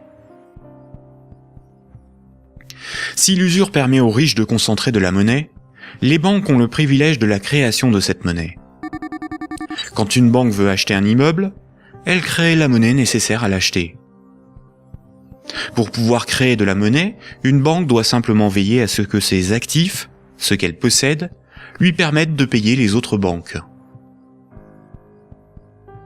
Si les banques peuvent créer de la monnaie à partir de rien pour leurs achats, les entreprises, les particuliers et les États doivent d'abord en épargner, ou bien demander à une banque de lui en louer par un crédit. Voici ce que Maurice Allais, prix Nobel d'économie en 1988, disait de la création monétaire ex nihilo. Dans son essence, la création de monnaie ex nihilo actuelle par le système bancaire est identique, je n'hésite pas à le dire pour bien faire comprendre ce qui est réellement en cause, à la création de monnaie par les faux monnayeurs, si justement condamnée par la loi. Concrètement, elle aboutit au même résultat. La différence est que ceux qui en profitent sont différents et autorisés à le faire. Les banques sont des entreprises à but lucratif. Elles ont des actionnaires, leur but est l'enrichissement. Par le privilège de la création monétaire, la spéculation et l'usure organisée à l'échelle industrielle, on constate une gigantesque concentration des richesses dans les mains d'un tout petit nombre de personnes. Quand on parle de richesse, il ne faut pas penser à de l'argent, mais à de l'immobilier, des infrastructures, des propriétés, des entreprises, bref, ce qui a réellement de la valeur. Des chercheurs suisses ont extrait d'une base de données de l'OCDE un groupe de 147 entreprises financières qui ont le contrôle des 20 000 plus grandes entreprises du monde. Et un plus petit groupe forme le noyau dur de ces maîtres du monde. Sans surprise, les banques, et plus globalement le monde de la haute finance, notamment anglo-saxonne, contrôlent directement ou indirectement la plupart des grandes entreprises du monde. 1% de la population possède 46% du patrimoine mondial. Ce mouvement de concentration des richesses s'est accentué dans les années 70. Le néolibéralisme consacre la loi du marché comme dogme économique. Il prône la libre circulation des capitaux, des marchandises et des personnes à l'échelle mondiale, et une concurrence libre et non faussée. L'efficience des marchés serait l'avenir de l'homme. Dans cette perspective, les États sont des obstacles à la dérégulation financière. Avant les années 70, l'État français pouvait se financer à taux fixe et avantageux par un dispositif appelé le circuit du trésor. La Banque centrale pouvait faire des avances significatives à l'État. À partir des années 70, ce dispositif a été démantelé. Les États ont été obligés de se financer sur les marchés financiers, avec un taux variable en fonction de l'offre et de la demande. Par ailleurs, l'industrie financière organise la fuite des bénéfices et fortunes dans les paradis fiscaux. Pour le seul État français, le manque à gagner sur les recettes fiscales est estimé entre 50 et 80 milliards d'euros chaque année, soit plus que les recettes de l'impôt sur le revenu. En d'autres termes, l'État est contraint d'emprunter aux marchés financiers, c'est-à-dire aux banques et aux clients des banques, ce qu'elle ne leur prend pas sous la forme d'impôts et de taxes, et de leur payer pour cela un intérêt supplémentaire. Sans les intérêts imposés par les marchés financiers, l'État français n'aurait pas dû payer plus de 1500 milliards d'euros d'intérêts en 30 ans. La totalité de l'impôt sur le revenu est consacrée au seul remboursement des intérêts de la dette. Si les financiers prêtent aux États, c'est parce que les États ont le droit de lever autant d'impôts que nécessaire pour les rembourser, et d'utiliser la justice et les forces de l'ordre pour faire payer les contribuables. La création monétaire est aussi appelée planche à billets, même quand il s'agit de monnaie scripturale privée créée par le crédit. C'est un terme péjoratif faisant référence à l'impression de billets de banque par l'État. Ce terme est parfois employé par certains économistes de manière démagogique, pour induire en erreur quant aux responsabilités de la création monétaire et de l'inflation. L'inflation, c'est la hausse générale des prix. Une même baguette de pain vaut 1,30 € en 2013, alors que 10 ans plus tôt, elle valait 50 centimes. L'inflation est due au rapport entre la création monétaire et la création des richesses réelles. Si on crée plus de monnaie que de biens et services à vendre, les prix vont augmenter. La déflation, c'est l'inverse. C'est la baisse générale des prix. Si on crée des biens et services à vendre, et qu'on ne crée pas de monnaie pour les acheter, la monnaie va manquer et les prix vont baisser. L'hyperinflation est une inflation excessive des prix, supérieure à 12 500% par an. Si une baguette de pain vaut 1 € en 2013, s'il y a de l'hyperinflation, elle vaudra au minimum 12,50 € un an plus tard. Dans les années 70 et 80, l'inflation a atteint 15%, alors même que l'interdiction de permettre à la Banque centrale de faire des avances à l'État devait nous prémunir d'une telle situation. En réalité, interdire à l'État le financement à taux avantageux par sa propre banque centrale était le moyen non pas d'éviter une inflation excessive, mais de transférer une partie des recettes fiscales de l'État au marché financier, c'est-à-dire aux banques et à leurs clients, et d'assurer aux banques commerciales privées le monopole de la création monétaire en supprimant la concurrence de l'État.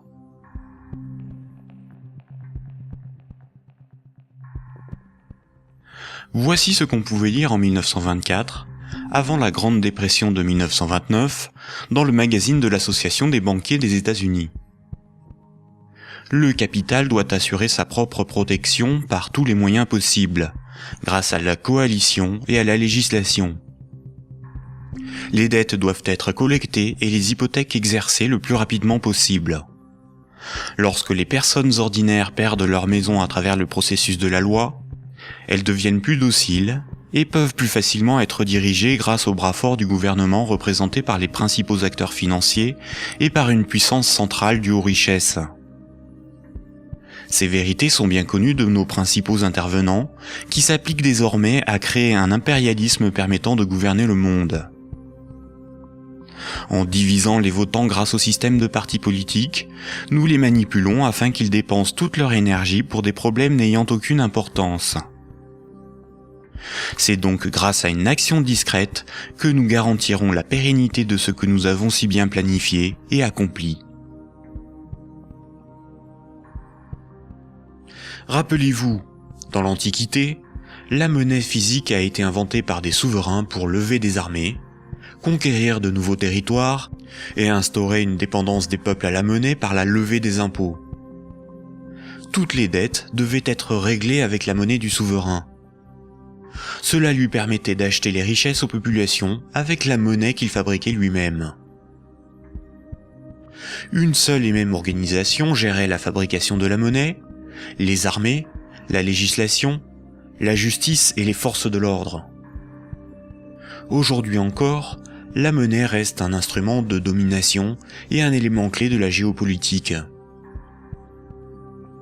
Le siècle dernier a été celui du dollar américain.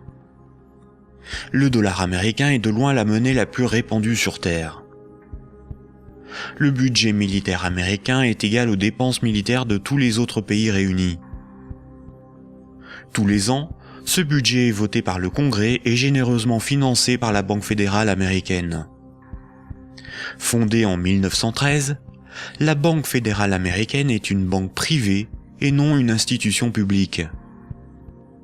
La force militaire permet aux États-Unis d'assurer le statut de monnaie de réserve mondiale au dollar américain et de l'imposer dans le commerce international. Avant les attentats du 11 septembre 2001, les pays clés indépendants du système monétaire anglo-saxon étaient l'Afghanistan, l'Irak, le Soudan, la Libye, la Syrie, Cuba, la Corée du Nord, la Somalie et l'Iran. Les États-Unis et leurs alliés ont attaqué l'Afghanistan, l'Irak et la Libye. En Libye, une banque centrale opérationnelle a été créée par les soi-disant rebelles avant même que la guerre ne soit finie.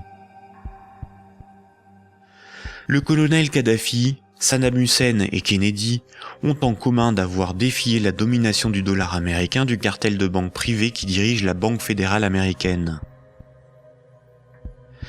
Aujourd'hui, les banques centrales sont indépendantes de tout pouvoir politique et sont coordonnées à l'échelle mondiale par la Banque des banques centrales, la BRI, Banque des règlements internationaux, située à Bâle en Suisse.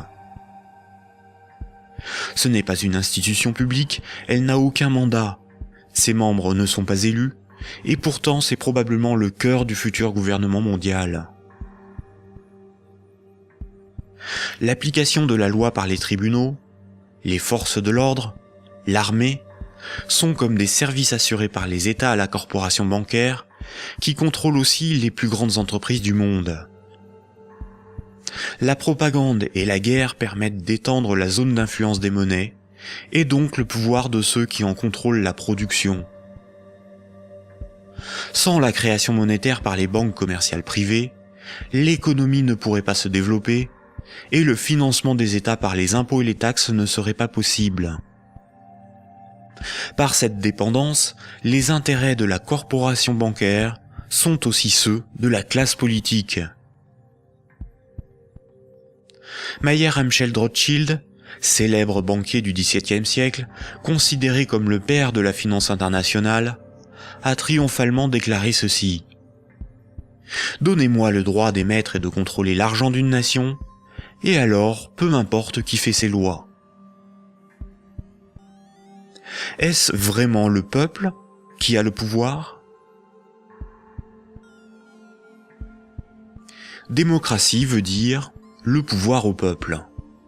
En grec, démos c'est le peuple et kratos c'est le pouvoir.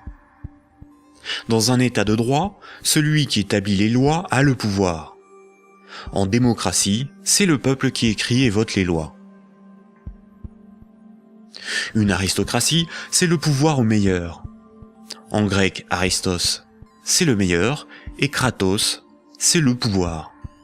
En aristocratie, ce sont les meilleurs qui ont le pouvoir et établissent les lois. Une oligarchie, c'est le pouvoir à un petit nombre. Oligos, c'est un petit nombre. En oligarchie, c'est un petit nombre qui a le pouvoir. En France, nous sommes sous un régime dénommé gouvernement représentatif. Tous les 5 ans, on demande au peuple d'élire ses représentants parmi un groupe d'hommes politiques, dénommé classe politique. Les représentants écrivent et votent les lois, pas le peuple. Nous sommes donc dans une oligarchie. Historiquement, le terme de démocratie pour désigner le gouvernement représentatif a été employé dans les années 1830 pour tromper l'opinion publique et faire croire au peuple qu'il a le pouvoir. Ce mensonge perdure encore de nos jours. Si nous étions en démocratie, nous voterions nous-mêmes les lois, par des votations ou des référendums, et nous pourrions aussi en écrire, en proposer. En France, les représentants du peuple sont des politiciens de carrière, pour beaucoup fonctionnaires et issus de classes supérieures, âgés de 60 ans en moyenne. Ils ne sont en rien représentatifs du peuple français. Une fois les représentants élus parmi l'oligarchie de la classe politique, les électeurs n'ont aucun contrôle sur la politique menée et la législation établie. Les représentants votent selon leurs opinions, leurs intérêts, leur complicité ou leur carrière politique. Ils sont la cible de groupes d'intérêts qui influencent leur vote. Les textes de loi sont dans 9 cas sur 10 rédigés par de hauts fonctionnaires non élus. Donner le pouvoir à un groupe d'hommes issus d'une oligarchie, ce n'est pas avoir le pouvoir, c'est désigner ses maîtres. Les partis politiques, apparus dans les années 1840, étaient un moyen de canaliser l'insatisfaction des électeurs dans des oppositions et des conflits sans conséquences. Car si les lois étaient votées par le peuple, ce qui définit la démocratie, il n'y aurait pas de manifestations, pas de grèves, pas de mécontentement ou de troubles sociaux. Le peuple serait souverain. Durant la Révolution, les riches avaient bien plus à perdre que les pauvres. Voltaire, figure emblématique des Lumières, disait ceci: « Un pays bien organisé est celui où le petit nombre fait travailler le grand nombre, est nourri par lui, et le gouverne. » Si le pouvoir était donné au peuple, il aurait défendu ses intérêts propres au détriment de la minorité des riches, des notables et des banquiers. Écoutons le philosophe Alain Badiou parler de la démocratie actuelle. Voyez-vous, Alain Badiou, c'est ce que nous avons trouvé de moins mauvais pour choisir nos dirigeants. Oh, la théorie du moins mauvais, ça, vous savez, la théorie du moins mauvais ne peut pas impressionner le philosophe que je suis. Elle a beaucoup servi pour justifier le moins pire par rapport au plus pire, par exemple. C'est Churchill qui a inventé cette histoire, qui a consisté à dire que la démocratie, c'était le pire de tous les régimes, à l'exception de tous les autres. Il avait raison? Eh ben non, il n'avait pas forcément raison. Pourquoi aurait-il eu raison? Parce que sous la démocratie, on peut vivre. Mais il se peut que le meilleur régime politique soit à venir, qu'il dépende d'une invention de l'humanité. Après tout, vous savez, pendant des millénaires, ce à quoi nous assistions, c'était à des théocraties, à des régimes extraordinairement tyranniques et oppressifs. Ils ont duré bien plus longtemps que votre démocratie, bien plus longtemps. Donc cette démocratie, c'est peut-être tout simplement une sorte de petit intervalle dans l'histoire. Surtout que elle ne marche que là où le capitalisme est déchaîné. Ça, c'est un fait. Le régime parlementaire démocratique, je le constate, c'est un fait. Il n'existe comme régime installé, consensuel, conséquent, que là où l'économie capitaliste s'est développée. Et quand l'économie capitaliste commence à flancher, ce type de représentation politique se sent aussi un peu malade, n'est-ce pas ? C'est là où on en vient au cœur de votre pensée.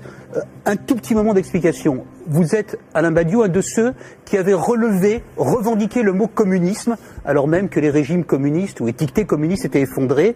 Vous aspirez à un régime politique qui serait placé sous le signe de l'égalité. Tout votre livre, toute la République de Platon, tourne autour de cette idée. La cité idéale, c'est la cité de l'égalité, la cité de l'idée juste, donc du communisme. Et quand vous nous dites, pour moi, le capitalisme, c'est l'équivalent de la démocratie, là est la racine de votre rejet de la démocratie, je ne vous trahis pas. De cette démocratie-là, parce que je n'accepterai pas de dire que je rejette la démocratie. Vous avez parlé tout à l'heure d'une illusion démocratique, mais la démocratie que nous connaissons aujourd'hui, c'est elle qui est l'illusion démocratique. Parce que personne, dans le débat politique français ou étranger, dans les pays démocratiques, ne veut abolir le capitalisme. C'est ça le sujet. C'est pas exactement ça. C'est un petit peu plus précis. C'est parce que les différents gestionnaires possibles de notre société sont des gens qui, de toute façon, admettent pour l'essentiel l'ordre établi. Ça, il faut en convenir. D'ailleurs, s'ils n'admettaient pas les uns et les autres l'ordre établi, ils n'accepteraient pas de se succéder comme ils le font. Il faut bien que tel candidat ne soit pas extraordinairement différent de tel autre pour qu'il puisse alterner le mouvement des affaires restant à peu près le même, après tout. Donc il y a un consensus fondamental qui fonde ce que vous appelez, vous, la démocratie, qui est une démocratie tout à fait normée, tout à fait particulière, et qui repose sur des acceptations fondamentales premières. Voilà. Et donc je soutiens que nous ne vivons pas du tout en démocratie. Nous vivons en réalité en oligarchie. Voilà. Nous sommes dominés par une oligarchie financière, politique et médiatique. Tout le monde le sait d'ailleurs. Tout le monde voit parfaitement qu'il faut absolument maintenir ce système pour maintenir le système politique lui-même. Qui gouverne dans la cité juste, dans la cité idéale? Eh bien, qui gouverne normalement dans la cité juste, dans la cité idéale, c'est précisément tout le monde. C'est la démocratie véritable. C'est-à-dire qu'il n'y a pas d'État séparé de l'ensemble des gens. Voilà. C'est ça la cité idéale. La cité idéale, c'est la grande idée communiste de Marx lui-même, qui est un peu oubliée, mais que je voudrais rappeler. C'est le dépérissement de l'État. C'est l'idée que l'existence d'une machine d'État oppressive, séparée, qui doit être perpétuellement validée par des élections, etc., c'est une affaire vieillie, c'est une affaire qu'il faut dépasser absolument, au nom de ce que Marx lui-même appelait un régime d'association. La capacité, pour tout le monde, de s'occuper de ses propres affaires. Ce qui est intéressant, et c'est là où, quand vous parliez de l'idée de Marx et de l'idée de l'association, vous êtes un fervent admirateur de ce qu'on appelait les révolutions arabes, fervent admirateur également de ce qu'on appelait le mouvement des indignés.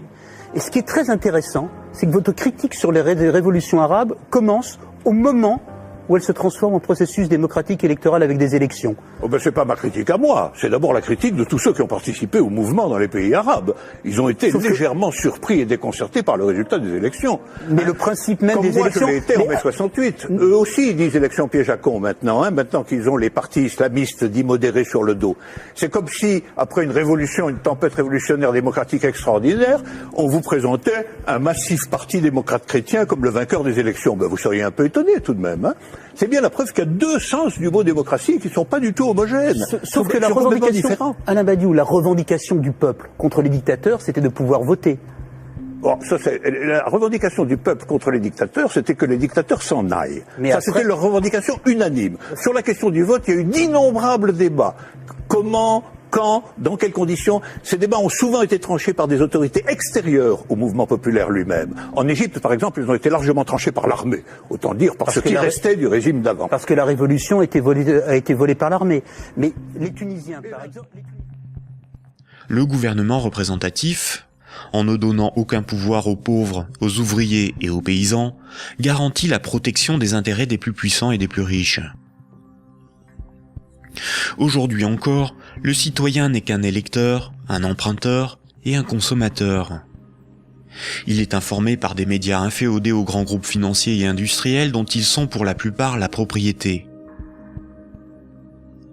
Le vote des lois par les citoyens, le référendum d'initiative populaire, ou la mise en place d'un parlement tiré au sort dans la population comme le sont les jurys populaires, qui sont des évolutions démocratiques élémentaires, sont systématiquement dénigrés dans les médias.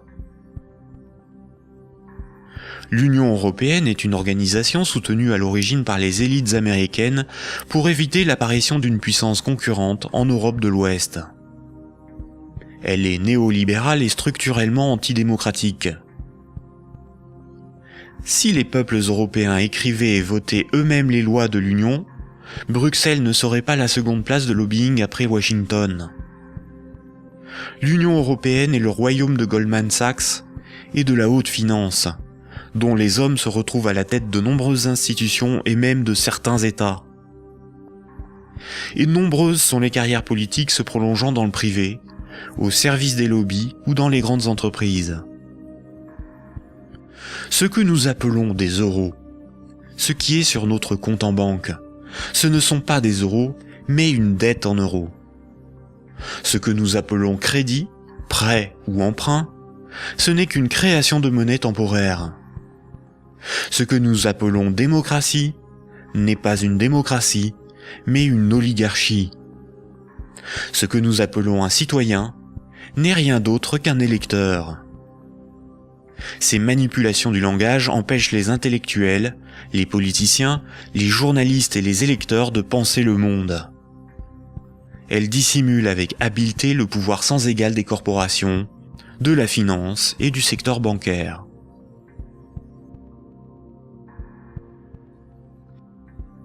Aujourd'hui, la planète n'est plus capable de se régénérer.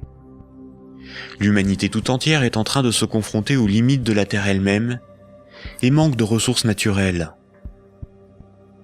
Toute croissance économique nécessite beaucoup de matières premières et d'énergie.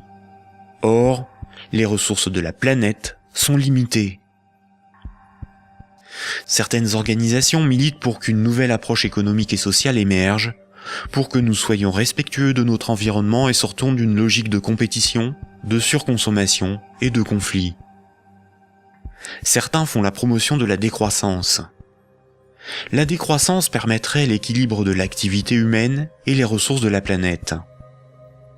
Mais la décroissance sous-entend une réduction permanente de la demande de crédit, donc une contraction de la masse monétaire qui déboucherait rapidement sur une crise économique majeure. En réalité, les nations sont les esclaves de l'impérieuse nécessité d'une dette perpétuelle pour disposer de monnaie, donc d'une croissance soutenue, impliquant une consommation en progression constante. S'il n'y a plus d'anticipation de revenus futurs, il n'y a plus de crédit, donc la monnaie disparaît, l'État ne peut plus fonctionner et l'économie s'arrête.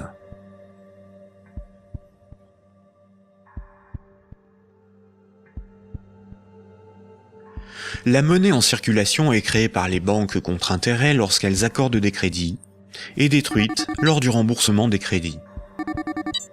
Ce cycle monétaire garantit aux banques une rente perpétuelle.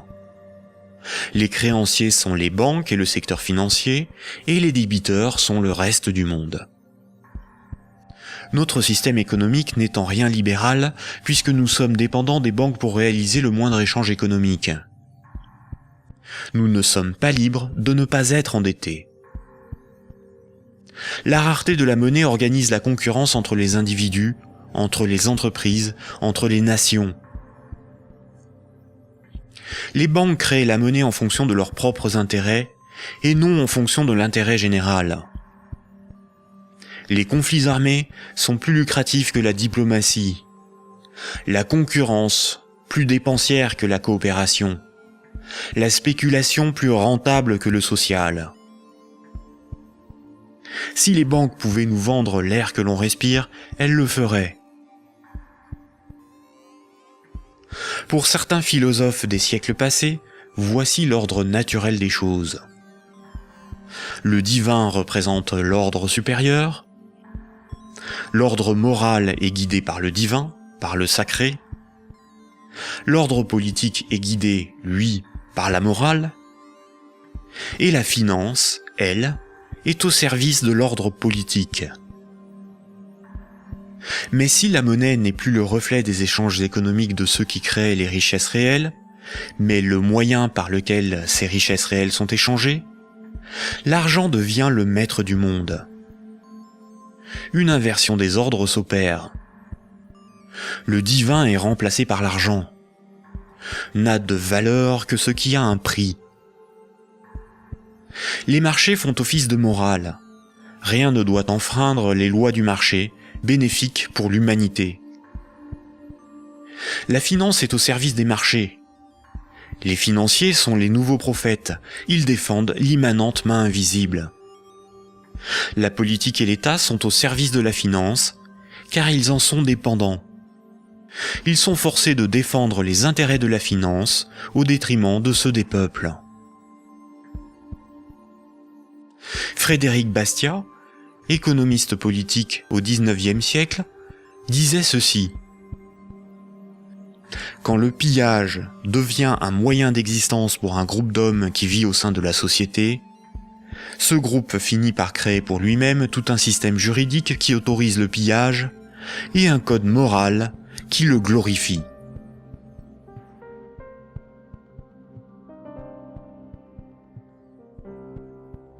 Récapitulons. Voici les points importants qu'il faut retenir. Avant l'invention de la monnaie, les systèmes de comptabilité des dettes permettaient aux hommes d'échanger librement des biens et des services.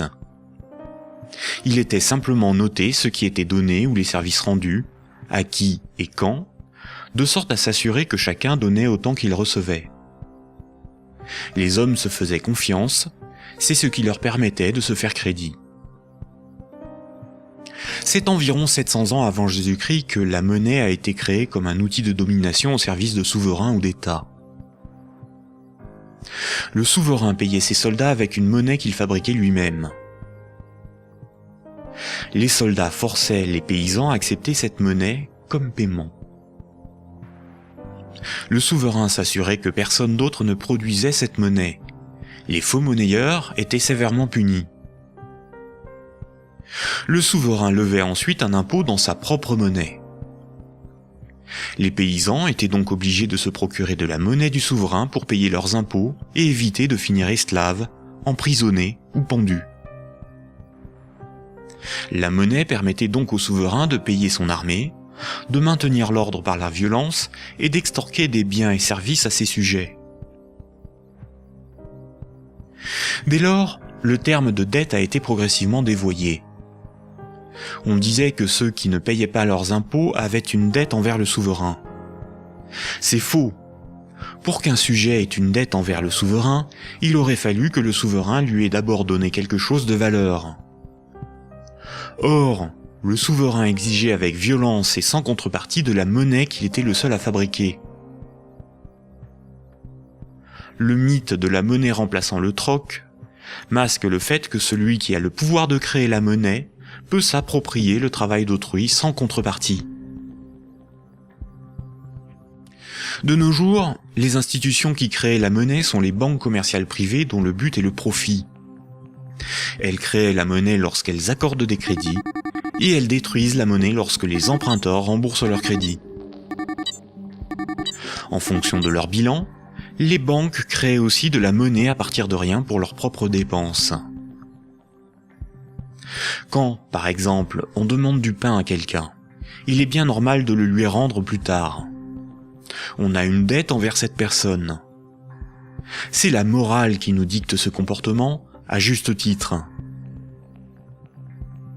Mais quand une banque fait crédit, elle ne prête pas l'argent qu'elle possède. Elle le crée à partir de rien. Quand un emprunteur est endetté vis-à-vis d'une banque, la banque ne lui a rien donné. Elle exige pourtant qu'on lui rende quelque chose qu'elle ne possédait pas avant d'accorder le crédit, majoré d'un intérêt pour le service rendu. C'est parce que la loi protège ce privilège qu'elles peuvent contraindre les emprunteurs à rembourser leur crédit, quitte à saisir leurs biens et à les envoyer en prison. Il s'agit là d'un rapport de force. Les soi-disant dettes issues des crédits bancaires sont un moyen par lequel les banques extorquent une partie de notre travail contre une création de monnaie temporaire. En associant la notion de dette avec le crédit bancaire, cette pratique a été moralisée et donc normalisée. La monnaie centrale donne l'illusion que c'est l'État qui crée la monnaie. Or, la monnaie centrale est fabriquée à la demande des banques commerciales privées lorsque des actifs détenus par celles-ci sont monétisés par la banque centrale. En réalité, ce sont bien les banques commerciales privées qui fabriquent et louent la monnaie que nous utilisons tous au quotidien. La monnaie en circulation est créée par le crédit bancaire, puis détruite lors du remboursement des crédits. De ce fait, si tout le monde remboursait ses dettes, il n'y aurait plus de monnaie en circulation, tous les comptes en banque seraient vides, et les billets et pièces de monnaie disparaîtraient. La création monétaire par le crédit et la destruction monétaire lors du remboursement des crédits déterminent une masse monétaire. La variation de la masse monétaire est similaire aux variations de la population d'un pays en fonction des naissances et des décès. Quand la masse monétaire diminue parce qu'il n'y a pas assez de crédits accordés par les banques commerciales privées, il y a moins d'argent en circulation dans l'économie, car la monnaie est détruite par le remboursement des crédits en cours. Chômage, pauvreté, précarité, faillite d'entreprises et endettement des États se développent rapidement. Dans un tel système, la croissance est vitale pour l'économie.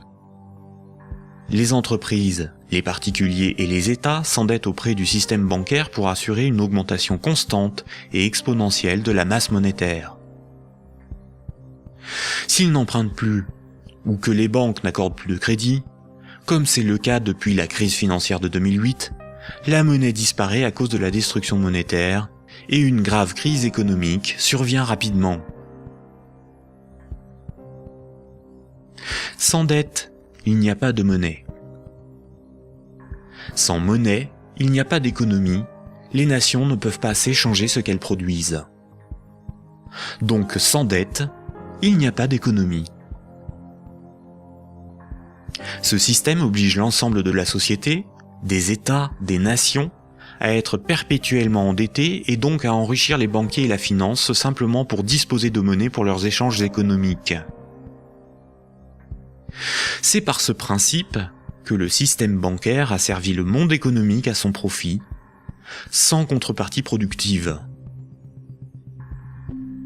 Chaque crédit sert à acheter une maison, une voiture, une télévision, et induit la consommation d'énergie et de matières premières pour leur fabrication. La nécessité de toujours plus de crédit provoque la destruction de l'environnement, le pillage des ressources de la planète, la surproduction, la concurrence et le consumérisme.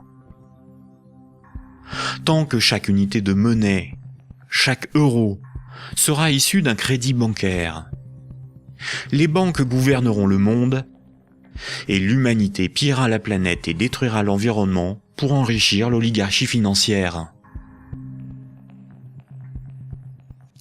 Imaginons ce que serait la monnaie du futur. Imaginons un micro-pays avec 2 citoyens. Paul et Jacques se rencontrent.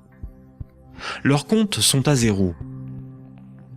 Paul a fabriqué une chaise. Il la vend à Jacques 10 unités de compte. Jacques a alors moins 10 sur son compte et Paul a plus 10. Paul peut convertir 5 unités de compte en monnaie manuelle, en billets de banque. Ainsi, tant qu'ils sont dans leurs débits autorisés, personne ne peut empêcher Paul et Jacques de s'échanger ce qu'ils produisent. Leur débit autorisé est calculé en fonction de leurs actifs et de leur solvabilité, et représente le risque financier que doit assumer la société tout entière. La monnaie du futur est un jeu à somme nulle. Dans le futur, la monnaie sera représentative des échanges économiques réalisés, et non ce qui les permet. Aujourd'hui, la monnaie ne fonctionne pas du tout comme ça. Ajoutons dans ce micro-pays une banque. Pour acheter la chaise de Paul, Jacques va emprunter à la banque les 10 € nécessaires pour la payer. Jacques devra rembourser ces 10 € à la banque et verser en plus 1 € d'intérêt qui n'existe pas. Après la transaction, Paul possède bien les 10 € nécessaires à rembourser la banque et il faudra bien que Jacques les récupère d'une manière ou d'une autre pour rembourser son crédit. Il devra vendre son temps ou fabriquer des choses à vendre pour récupérer les euros pour rembourser son crédit. Mais les 1 € d'intérêt n'existeront qu'à partir du moment où un nouveau crédit aura été demandé à la banque. On comprend donc plusieurs réalités. Paul et Jacques sont dépendants de la volonté de la banque d'accorder ou non le crédit pour s'échanger ce qu'ils produisent.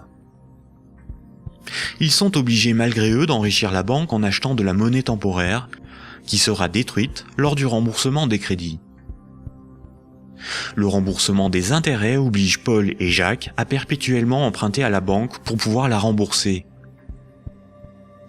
Ce système crée artificiellement un manque permanent de moyens de paiement qui débouche sur une concurrence accrue pour capter la monnaie en circulation. Paul et Jacques ont avant tout le problème de se procurer de la monnaie pour vivre. Il faut bien distinguer ce qui est au service de l'intérêt général et ce qui est au service d'intérêts particuliers.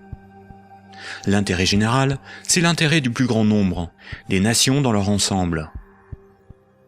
Les intérêts particuliers sont ceux des oligarques, des riches, des gens de pouvoir, des actionnaires, c'est-à-dire une minorité de personnes dans la société et à travers le monde. Prenons la monnaie. La monnaie sert des intérêts particuliers. Elle sert les intérêts de ceux qui la fabriquent, c'est-à-dire les banques commerciales privées et la finance, dont le but est l'enrichissement. La monnaie existe parce qu'il y a ce qu'on appelle des dettes. Ces dettes ne servent que des intérêts particuliers. La bourse et la spéculation, les marchés financiers, représentent très majoritairement des intérêts particuliers. La rémunération de l'épargne et des comptes courants des déposants, de l'homme de la rue, est marginale en comparaison des bénéfices engrangés par l'industrie financière. Le système politique, qui est censé défendre l'intérêt général, est forcé de protéger les privilèges des banques, des corporations et de la finance. Depuis les Lumières et la Révolution française, les régimes politiques basés sur l'élection de représentants ont été voulus parce qu'ils sont antidémocratiques. Ils permettent de défendre les intérêts de la classe supérieure et des élites par l'établissement de collusions toujours plus fortes entre la classe politique et les oligarchies financières et capitalistiques dont ils sont dépendants. La guerre est souvent financée par les riches et les banquiers. Seules des révolutions, des rébellions ou des révoltes se veulent véritablement au service de ceux qui les mènent. Les guerres, elles, ne servent que rarement l'intérêt général. La science, l'environnement, la santé, l'éducation, le progrès technique sont au service de l'intérêt général. En réalité, avec la privatisation de l'ensemble de ces domaines, ils sont de plus en plus au service d'intérêts particuliers afin d'en tirer le maximum de profit. La généralisation de l'économie de marché s'accompagne d'une concentration des richesses telle qu'à l'échelle mondiale, les 85 personnes les plus riches ont autant que les 3,5 milliards les plus pauvres. Et ces disparités ne cessent aussi de s'accroître dans les pays développés. La majorité productive s'appauvrit quand une minorité financière et capitalistique s'enrichit. Les riches n'ont jamais été aussi riches. Comment en est-on arrivé à une telle situation ? Pourquoi n'y a-t-il pas de mobilisation ou de révolte contre le capitalisme et la finance déchaînée qui ne cessent de dicter leurs lois aux nations ?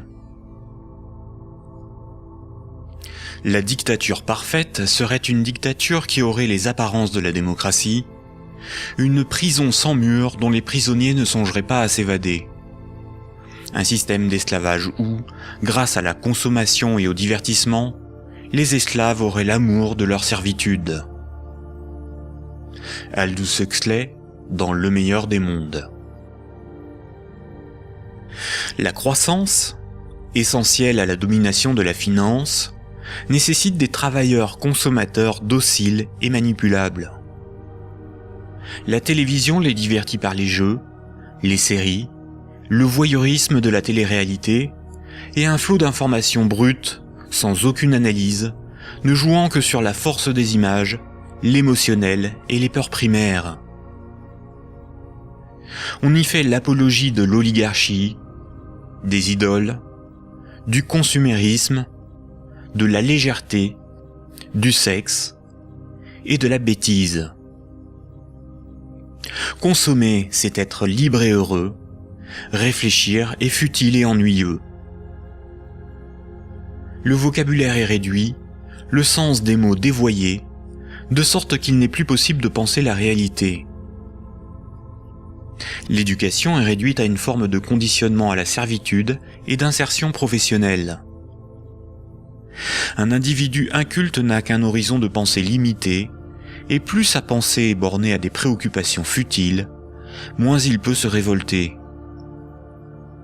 La destruction des États-nations, de la cellule familiale, la négation des identités culturelles, religieuses et sexuelles, sont les moyens de supprimer tous leurs repères aux individus.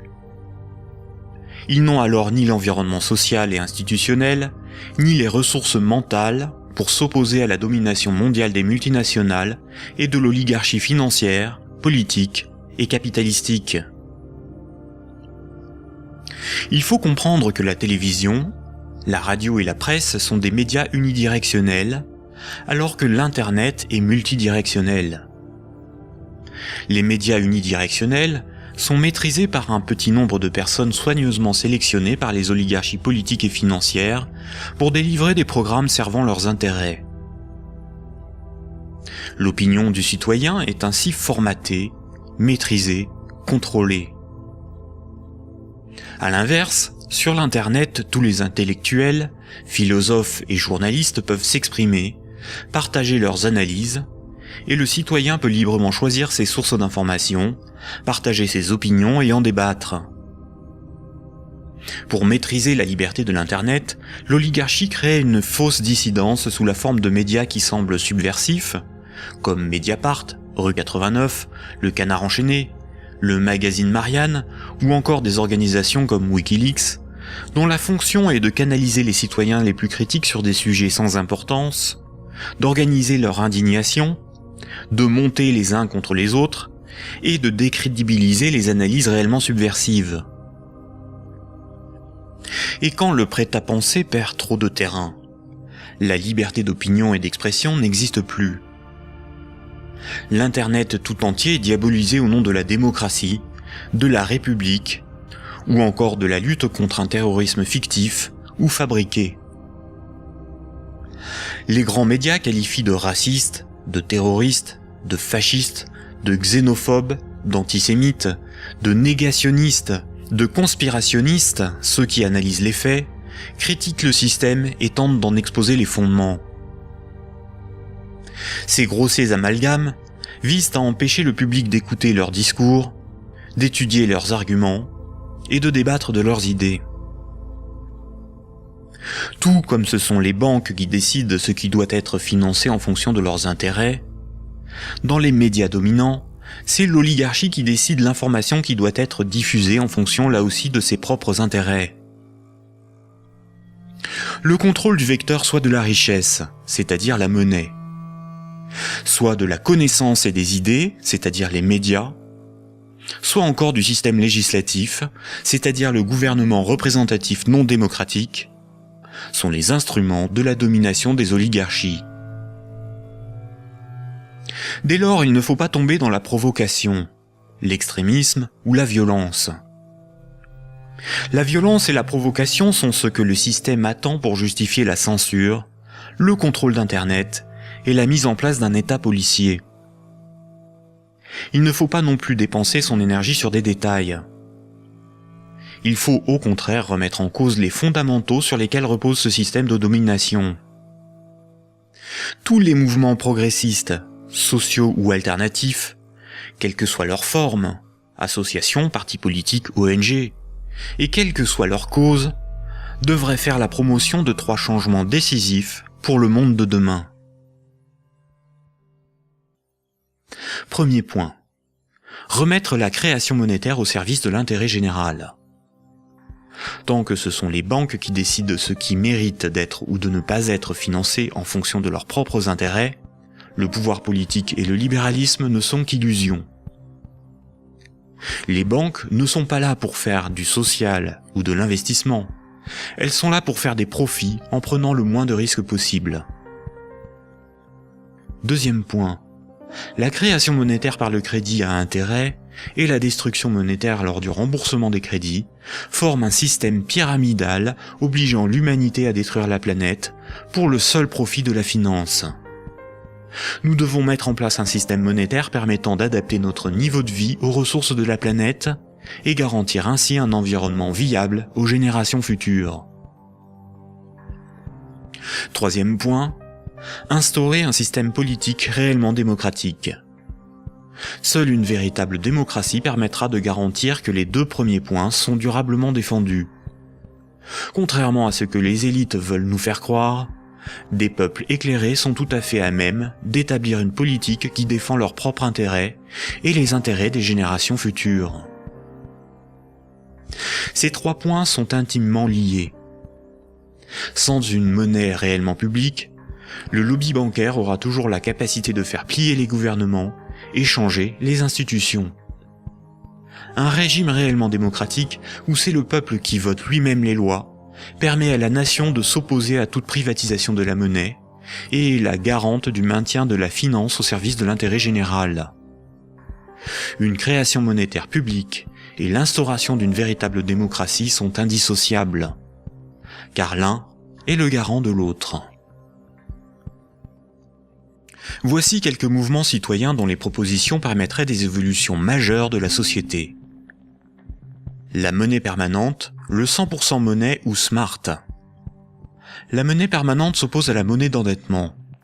Elle remplace la création monétaire privée. Elle permettrait la mise en place d'une politique réellement écologique et sociale. Accompagnée d'une véritable démocratie, elle rend leur souveraineté monétaire aux nations. Les systèmes d'échange locaux. Les CEL sont similaires au système de comptabilité des dettes sans monnaie de l'Antiquité. Ils sont totalement indépendants de l'euro, contrairement aux monnaies locales ou complémentaires. Si une monnaie locale ou complémentaire est créée en échange d'euros donnés à l'organisation qui les gère, elle ne provoque qu'un protectionnisme marchand à petite échelle. Le revenu de base est le dividende universel. Tout en bouleversant les rapports sociaux, il impose de repenser la notion de travail, de justice, et induit une refonte du système monétaire pour être appliqué à grande échelle. Le tirage au sort. Un parlement non élu, mais tiré au sort dans la population est un système par nature démocratique, incorruptible et parfaitement représentatif. Il s'inspire de la démocratie athénienne et des jurys populaires, évite les dérivés électoralistes et institue l'impuissance des lobbies. La démocratie directe. Il s'agit de faire voter les lois par référendum. La Suisse, par exemple, par ses votations et son référendum d'initiative populaire contraignant, est très proche d'une démocratie directe. À nous de sensibiliser nos proches, nos concitoyens, nos décideurs, nos élites, sur les fondements du monde d'aujourd'hui, et de faire la promotion de ces alternatives économiques, financières et politiques essentielles au monde de demain.